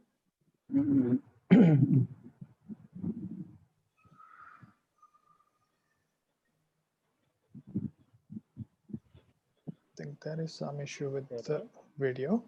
So let me go with another technique of the chest physio, where person is simulating a cough. Hi, I'm Michelle, and today I'm going to show you the best way to clear your lungs and clear phlegm from your chest at home. First of all, we're going to go through the steps you need to do to cough most effectively, and I'm going to take you through step by step. Then we'll go through when to use this coughing technique and how often you should do this at home. Now, when you cough repeatedly and nothing shifts, the mucus in your lungs gets stuck in these outer parts of your lungs. And that's when it can get infected. So what we're going to do is shift the phlegm from these outer parts of the lungs into these central airways here, so that you can actually then more easily cough it up out of the central airways. So Paul's come in today to help us with our coughing technique, and he's going to be helping me demonstrate to you how to use this technique along with the deep breathing to clear the chest. All right, so what we're going to start with, Paul, is your back's against the chair, your chest is lifted. All right, so I want you to start with 3 deep breaths. Now I'm going to place my hands around the base of your rib cage there, and I want you to breathe that direction, but I want you to breathe into my hands. So breathe into my hands. Good, and let the air just fall away. Great. Let's repeat that again. Try not to use the muscles up here. Try to breathe into my hands and use your belly. That's much better. And let the air just fall away. So try not to force it out. Just let the air come out gently. That's it. And let the air just come out gently. That was great. Okay, so breathing into the lower part of the ribs, it's going to expand the rib cage and help to shift those secretions. Now, we're going to go to relaxed breaths, so just a couple of relaxed breaths. Good, are you feeling comfortable? Yep. Great. Okay, we're going to go into 3 more deep breaths, then we'll be using our huff technique to get rid of all the secretions. So again, deep breath into my hands. So this is like a preparation exercise for the technique we're about to use. It'll stop you getting dizzy when we do that technique, and it's now currently milking some of the secretions through to your central airways. Great, we've got 1 more to go. So hands on the rib cage, good, and good, and relaxed breath. So here comes the really important exercise for clearing your chest. This is called a huff. Now what you do is you take a half breath or a medium-sized breath in, and I'll do a demonstration, then I'll get you to do it. So it's a half breath in and it's a... You can see I'm really pushing that air out for as long as I can and really forcefully. Okay. So I'm going to get you to do the same thing in that direction. Again, try not to cough if you can at this stage because we're trying to draw the secretions to the central airways. Okay, so a half breath in and forcefully keep going, keep going, keep going, keep going, keep going, keep going. Good, and come back up. Wasn't too bad. So these are the techniques which we really encourage when the patient has more and more copious, thick secretions inside the lung, especially the common presentations of when we look back into the COVID-19, it does not appear to be characteristic by a cough with the phlegm. However, some people may develop the phlegm that they are unable to clear from their lungs, and they have added challenges because they face difficulty with coughing up phlegm even under normal circumstances. So this is where our chest physio comes into a real action there. Okay, so I've got the last video for all of you where exactly how exactly we do limb physio. A lot of these patients remember perhaps coming into hospital feeling unwell, being very, very breathless, but then waking up almost transported into the future, 2 weeks, 3 weeks with no recollection of what's actually happened to them. They're scared, they're frightened, they're disorientated, they don't have family members around, they have staff around them in full protective equipment. So lots of reassurance needed. Right behind you. Lots of explanations about where they are, that they're safe, and actually why they're so weak, why they can't talk. Again, try and kick my hand. Well, get your own backside. Fantastic, well done. Push me away. Well, you mean that as well. Put your hands down. Okay, so that is the short presentation where we have one limitation which we cannot forget, where all these guidelines are subjected to change because that every day we have so much of data coming, but we are not looking at the quality of the data. So once that quality is ensured, definitely we are going to have a compiled and more comprehensive approach towards the patient care. Thank you one and all. If you have any queries, so please. Yeah, sure. I think there are 1 or 2 queries. Sure. So actually, a person is audience from the audience side. One person is asking about the post-COVID-19 situation of physical health and fitness. Okay. All right. Thank you. Thank you for the question, Prof. Kaurav. Post COVID-19, it is the kind of fitness what the patient has would be very, very less. It will be very much dramatic. The patient goes back to state where he don't have any energy left within the system. So that's why we advise something called aerobic activities. Professor Wally was mentioning regarding the Shank exercises. Exactly what he suggested was, when we breathe out through the Shank, we exhale out all the lung volume so that it shrunkens. The most important part is the next one, which goes for expansion of the lung. So here also, many videos you must have seen in the Google browser or YouTube, where people are more stressing with the expandability, that is extensibility of the collagen fibers, what has to take place within the lungs. When we ensure the lung doesn't go that in a contracted state that easily because of the pathology itself, we can ensure the residual volume of the lung, functional residual volume. If it is existing, then he can fight the disease very well. So that's why we suggest a person who could be educated to keep his lungs fit, he would have less strain. A patient who has already devastated by the disease, especially in post-COVID-19 cases, he may have to come from the beginning.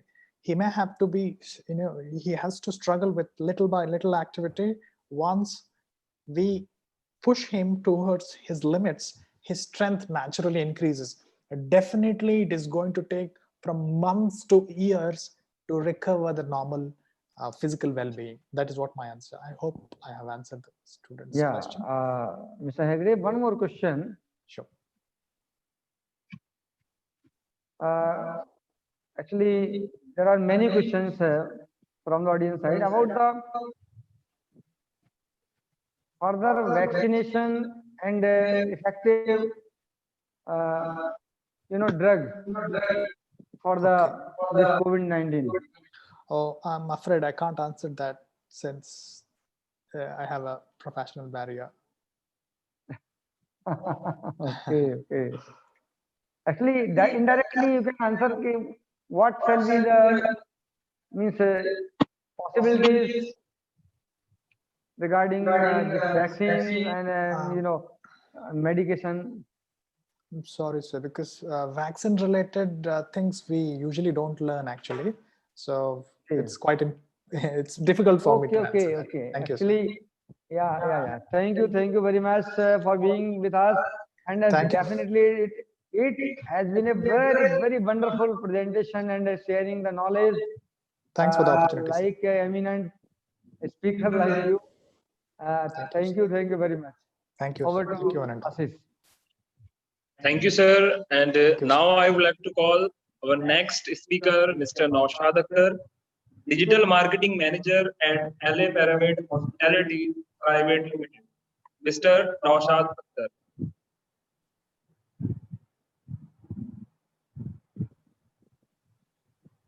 Am I audible? Yeah. Yeah. Thank you, Ashish. And actually, good afternoon, everyone. Not good evening.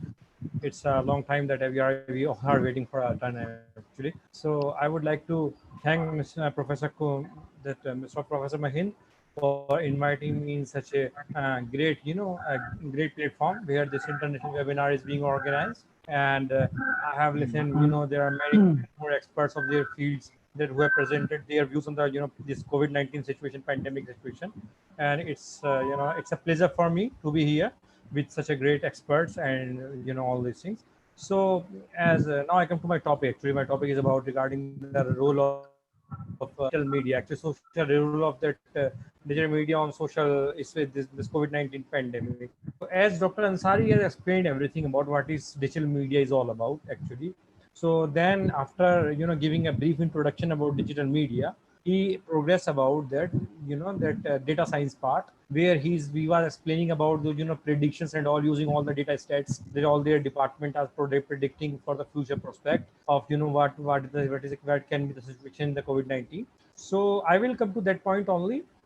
What is digital media, and in our social life, in social life, what is its impact in our social life as well as in this COVID-19 situation. So I will come to that point only because he was a data science specialist, so he was talking about that predictions and all. But I will come directly to that. The main digital media is all about. Yeah. So now how digital media is making an impact on the society, on our usual general lives, and then we will come to in this COVID-19 situation how digital media is playing a big role in this situation. So now, actually, we are already running by time, so I will not share any presentation and not because it takes much more time for each and every us to go through all these presentations and see the slides and all. So I will just explain. I think I will be able to answer the questions after the presentation if someone will ask me. So now I do start. What is actually social media so about? So for means in last 20 to 30 years, what I think is that internet has probably been the man's greatest invention. Since the decades from last 20 to 30 years, this is probably the greatest invention. So now using the internet with the range of devices that we have right now, top at our home, we have some laptops, we have tablets, we have mobile phones in our hands. So its reach is very much expandable. That बस these वो electronic devices has a grand reach. vote of thanks मैं Yeah, दूंगा yeah. So it's a great it has a great reach. Yeah? So now due to this internet has come into the effect in our life, the world has picked up a pace actually. Our life is running so fast that one in today's life one cannot simply afford to lose a day in order to in order to keep himself updated with the information. If we see the states provided by the Hootsuite, it's a big it's a big name in the social media industry. Hootsuite provides us an stats that in the today's time the world has a population of around 780 crore world population, out of which 500 and almost 516 crore people are using mobile phones. Such type of, around 66% of world population is using mobile phones, right? Out of the 66% population, 4.57 billion means 457 crore people are using internet on their electronic devices. Means out of total world population, 59% people are using internet on their mobile phones, and out of those users, around 3.81 billion means 380 crore people are using social media. This is a main component of digital media actually. Social media is the way that this has changed today's way of communicating to each other. So out of 780 crore people out of the world, 380 crore people are using social media in today's time, means almost 49% of the world's population, which is a very big number. So it again shows the importance of the digital media in our today's life, in our society. And now we come forward. So it's not about that you can use the digital media only when you have the facility of the internet. It's not like that. In the today's time we have different type of, as Mr. Ansari has explained, that the content can be into the multiple formats like the images, audios, videos. So same pattern, the people who are using these devices, they have the data stored in the form of multimedia in their devices. They have their on their hard disks, their drive, the digital media and their in their mobile applications as well. Today's time we have electronic devices on which we have installed applications, and those are containing a big amount of data. So all these things are making an impact on our life. So what as we all know, but as everything in the life has a positive and negative impact, we can see. So same happens with this as well. Internet and all these electronic devices, if they have a positive impact on our life, they also have some negative impact on our life. For example, in today's time, the kids, they are very much fond of mobile phones. They are giving their time to playing these computer games, mobile games and all, and these things are making an impact on their eyesight, these things. So these can be some of the negative side of. But if you compare it with the positive side, so positive side is there is a big large picture. So we cannot, in today's time at least, we cannot avoid using all these digital mediums, internet facilities, devices. Data is there. So this is a very most component in our field. Now I come forward. When if we come to the daily life routines, if you come to the learning part, right? in the modern education era, now we can see in the lockdown situation, what schools are doing, they are making kids to learn, their classes and everything through using the online mediums.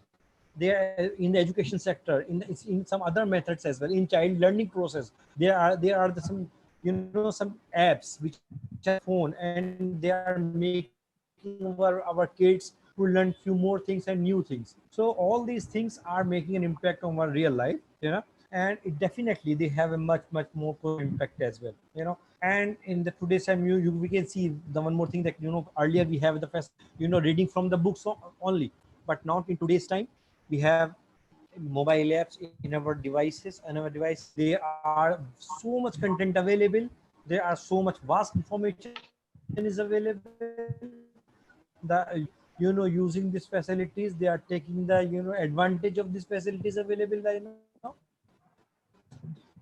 and one more example, we can say that the communication of the traveling of the news, the newspaper. Earlier we got a single medium of the newspapers we do receive in the morning, and that newspaper contains the news from the yesterday only, right?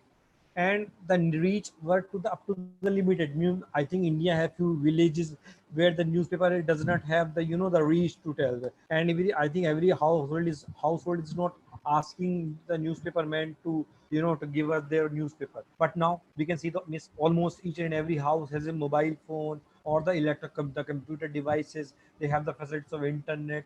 They are seeing all the and we are getting the updates within on an hourly basis, within a minute and few minutes we are getting the updates. Okay, news channels or these websites and digital media and news channels as well, and then the mobile applications of news providers. So they are keeping us updated on the hourly basis. So this means in the today's time, if one says that I am only dependent on the newspaper, so someone will say, okay, how silly is he? Because today is the time of the mobile phone, smartphone, that has make a big impact on this our today's life.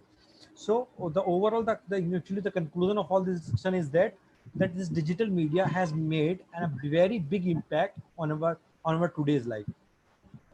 Now why we come to there is a many components in the digital media, but the most I think impactful component is social media, right? Social media has a grand reach, it's expanded reach to each and everyone's, even I think from 14 to 15, starting from the 14 to 15 year, I think young fellow till the I think aged retired people, 60, 65, 70 people, all this age group guys are using social media channels in the today's time, and they are taking benefits of all these things. So in the today's time, so and now we take an example of this lockdown situation. And when some study says that the use of internet has increased by I think more around 100%. Maybe it's just got doubled in these times. If can we think about the situation where the internet is not available, or the electronic devices or the facilities of this internet electronic device is not available, then how worse can be the situation during this lockdown? Yeah, if we see again the study took by Hootsuite, it is saying that such as some streaming devices like the Netflix and all these channels, they have consumed around 57% of internet using. The timing of using internet on such type of devices is increased by 57%. Even the time of using social media channels on internet timing is increased by 47%. So this digital media has played a big role in our life during this pandemic situation. Yeah, definitely this is a very fearful type of situation. It can make an impact on it's we can get more sicker during these type of such type of situations, but digital media has played a big role. Yeah. And one more thing, which is one more word I would like to mention here, which is social distancing, which is very much popular in today's time. And Mr. Ansari has also explained about this. Actually, this is not social distancing. This is about physical distancing. When you talk about the social distancing is no more existing in today's time. Actually, it is the medium using which we can meet someone. Like for example, today's sir, Mr. Dr. Mahindra has organized the seminar, international conference. They have organized a conference, and using these social media channels and using these mediums, now we are here. Everyone is together. We are able to listen to someone. We are able to express ourselves. and the students are able to listen about the experts' views and all. So social media has played a big role. This is what point. And yeah, now we come to the definitely the things which have a positive impact, they have a negative impact as well. So social media we have used, like for in the case of COVID-19 situation, the government has utilized social media in a very positive manner. In the government, there are ministries like health ministries, they have that home ministries, they have their own official Twitter handles. They are using their Twitter handles to spread the verified information for which the each and everyone is looking for, actually, because internet is everybody knows internet is it's a big globe of information. Every type of information is there, some fast information and some true information there. So even all the health ministries and the government sources, they are also using social media channels to to expand information, to expand the real information, to reach to the maximum type of people in this type of situation where this is very much required, and even precautions measures are being spread using these social media channels. We can see everywhere in the government websites, as in we can see whenever someone opens right now the Facebook or Instagram or Twitter. So government has provided on the top of section that this is a COVID-19 zone. Then when will you open that part, then you will be able to see, okay, these are the measures that we have to take in for the precautionary measures for being safe. So technology has made possible each and everything. And one more example that you can say, then today's time, work from home, today's culture in I think in the industry is very much popular. Employees are able to work from home only. It's because once the lockdown was there, so the employees every time it's not required for employees to go to the physically to the office and to start working. So digital media, or this technology has made all these things possible. We all guys have started working from home. So definitely, the biggest challenge what I feel is in this all these in these positive things, the biggest challenge is that this is the misinformation. Because as I already told, internet is actually a globe, or is a big bunch of information over there. So what people are doing, as we know, the trollers are doing, they are spreading all those informations which are which are appealing. They are not that serious that the information must be 100% accurate, or it can make an impact on someone's life and all, but they are more concerned about for the information being viral. Due to that, the problem is that the misinformations, or the wrong informations are also being viral, being spread all over the internet. And I think which is the biggest challenge for us. Government is taking some cautions over there. Earlier we have from last month we have seen the fake news over the the news channels. So government is taking action against that. Means the news channels has to be more responsible about the showing some news, because fake information or fake news can make a very big impact. I think this is the biggest negative point of digital media. Using all these social media channels or the other mediums, we can spread the news whatever we want, but due to that we can also spread, or the trollers are doing these things, they are spreading the fake information, I think, which is the biggest point. So we will have to be more responsible for this. This is not about any other one. This is about our country, this is about our people. So we will have to be more responsible as per the government instructions. Not only media channels are responsible, even government has also asked Facebook, Twitter, Google, YouTube, they are big brands of digital media. So government has actually instructed them that you will have to be more careful when you are spreading some information on your platform. So they are also taking some measures. Definitely every media or every platform cannot be 100% accurate, but the maximum they are trying themselves. Okay, the maximum type of information they are spreading, that must be accurate or from some proper source. So definitely, as Facebook, Google are taking the measures, as the media channels are taking the measure, so we being the citizen of this country, we also have the responsibility that we must think about this, that we should not move forward about all these things. And even Google has taken a big step that they have stopped, as someone from the IT, from the digital media sector, they knows about that. There are a lot of campaigns, running on the online. So what Google has done, Google has stopped all those campaigns which contains the keywords like coronavirus or the COVID-19 situation, because Google also has a fear that using these keywords, someone can run a campaign and which can impact on the millions, which is not providing the accurate information. So as I told you, these platforms, Google, Facebook, Insta, they have taken their own measures. So we, being a citizen, we also need to be more, more responsible for this. And what we can do is we can be helpful for other citizens using these mediums, social media mediums, definitely Facebook, Insta, Twitter, and all. We can make people laugh. Yeah, in such type of tough situations, people are sitting because there are many people in our country. They are laborers, migrants. There are many people in our country from last 2 months. They are not able to, they are not able to earn something. They are already struggling with their financial situation. So what we can be helpful, as like we can provide free information from the from proper source. We can be inspirational. We can make them laugh, using some comic videos. I think few celebrities are doing that part. It's again good. And we can also contribute towards the welfare of some NGOs are there. We can also provide some helpful advices. So all these things we can do at our own using these digital medium channels, and it will make a big impact on this COVID-19 situation. And as I've told you, what I feel is the only biggest concern about this problem, about this digital media, they are spreading all, as I told you, that more than 400 crore people all over the world are using this internet, social media, digital devices. So the biggest challenge is that misinformation, cyberbullying, even using internet facilities. People are also, people can hack your account. People are using hacking your accounts.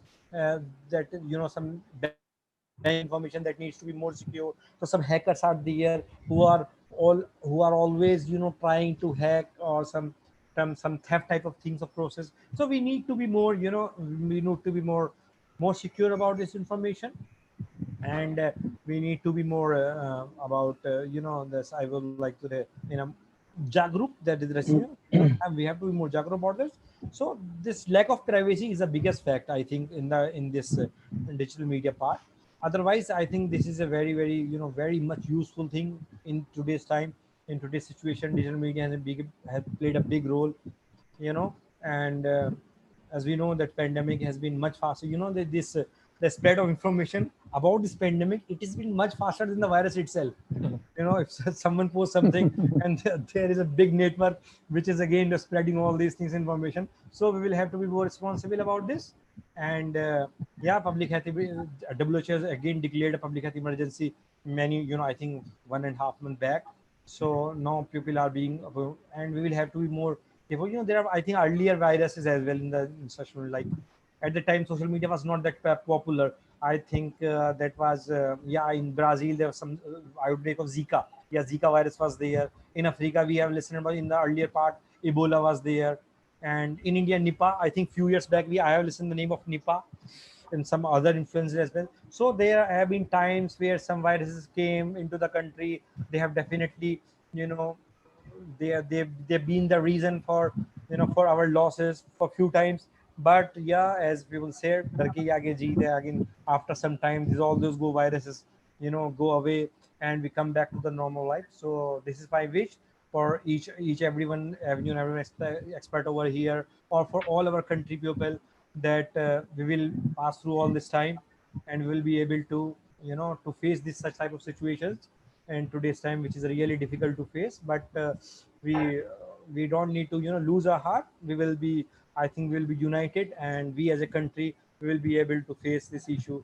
And definitely in the future, in the coming time, I'm very much hopeful that we'll be able to defeat this virus, and we'll be as a strong as country as we are earlier, 6 months back. So all the very best to each and everyone. And I'm very privileged to listen all you guys, experts. And I'm very thankful to Dr. Mahins as well, that he has given me the chance to speak about something. If someone has a question, then I can ask me about all the digital media activities or the latest activities. Thank you. Yeah, Mr. Akhtar, nice and wonderful, what I must say, unique presentation regarding role of digital media. Thank you, no doubt.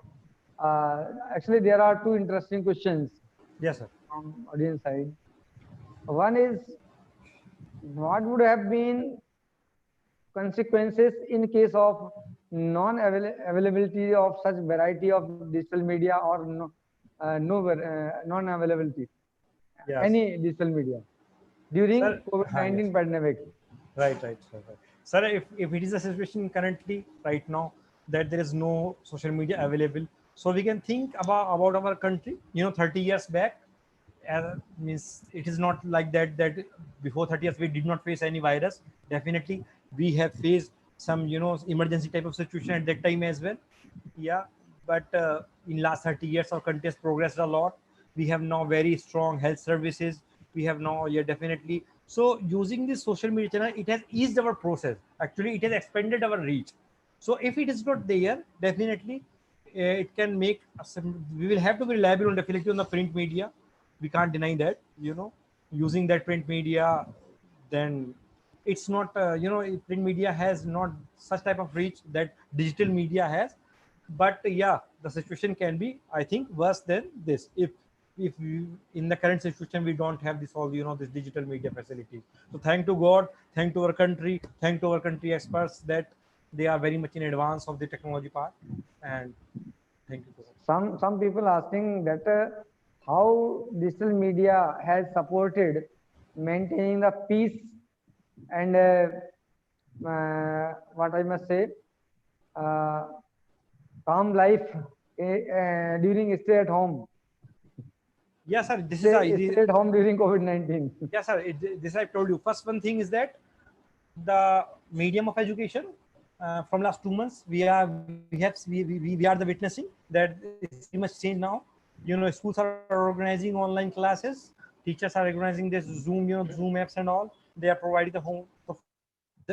This is due to the digital media. If it's not existing there, so the students have very much, they have cut their link from the schools or the universities. So, and as you told, what is the role of digital media into the spreading the peace? So I will come to that part. Actually, people have the phenomena. They have the thinking that social media or digital media has only spreading the fake. It's not like that. If you see, in such in today's situation where the migrants or where the laborers are facing so much of problems, there are many NGOs, many organizations, who are there to help them out. They are using their social media channels, social media handles. They are very much available. They are ready to use social media. Even you can see on the I think some NDTV and Aaj Tak, in the bottom line you can see, okay, this is you can see that there is a pupil who is suffering from this and who has lost his family, who doesn't have some income to for having the fooding and all. And it's very much visible for the crores of people of our country, and they are also coming to help them. So this is the positive impact of digital media. Definitely we are very much open for now for help. They are very much open now for for spreading the, I think, for fun. It is very much required in our life. For last 2 months we are stuck in our houses. Yeah, one more little question related to this same field. Actually, yes, some audience try to know that as the people have been accustomed of using digital media, digital platforms, social media. Yes, sir. And as you know, they are working from home. They are or directly it can be said that they are just taking rest at home. So after COVID-19, yes, sir. What would be the consequences, as everyone has been accustomed of staying at home and or using digital media, using sparing much more time in this social media and digital media? Sir, as far as the office functionalities is concerned, or college functionalities is concerned, so they are either it is office or it is universities or this college or some other organizations. They are very much competent enough to make their employees to how to work them. So I think this is not a big problem. That whenever the situation will end and they will go to digital location, so they will be able to make them. Yeah, I think the negative impact can be on the health as well, because today's time we are stuck in our houses. We are sitting, I think, 6 to 8 hours, maybe more than that, for the office work or for the houses. So we are stuck into our houses. We are not open to parks. We are no Currently, we are not open to gym as well. So it can make a negative impact on our health. But I think we need to be more aware about it. We need to be more concerned about our health as well. And as soon as this situation will end, I wish within a month we will be over by all these things. This is my wish. So good, I think good, Mr. Akhtar, very interesting. Thank you so and no much. doubt very informative presentation you cited. Thank you and so much. no doubt the people will be benefited during this webinar and after this webinar also, as it will be saved on YouTube. Yes, sir. So I thank all the speakers and participants, namely Dr. Gulrana Khwaja, Mr. Rajendra Gaur from UK, Yes, sir. Mr. Dr. M. Bali from Delhi, and Dr. Ansari, from Saudi Arabia, Jazan, Mr. Mahesh Hegde from Malaysia, Dr. Sati from DRDO New Delhi, and yourself, and who is left? I think everyone has been spoken about. And beside this, actually, I would like to thank our management, Kumar Udyan Biraji, Secretary Bira Charitable Society, and KSVCM, Kumarani Ruchi Biraji, member KSVCM and ex-MLA Bijnor, Ms. Sri Umesh Kumar Gupta ji, campus director, who have allowed me to conduct this webinar, and also they have supported like anything in organizing this webinar. So I again thank them for supporting us.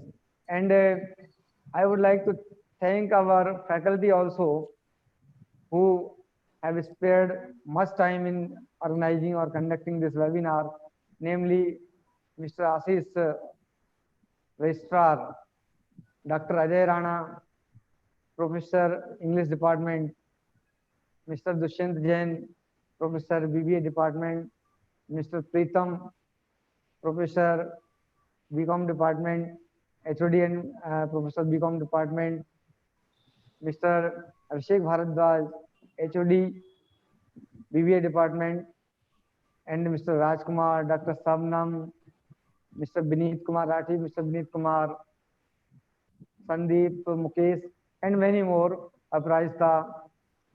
Actually, there are not many faculty and staff members, but those who have actively contributed in this webinar, I thank them. So once again, I thank you all. Thank you very much for being with us.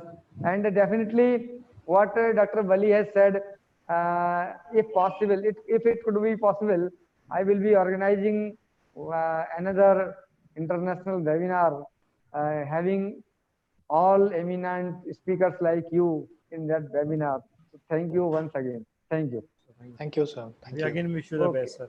Thank you, sir. Okay, thank you. Thank you, sir. Thank you so much. Thanks a lot.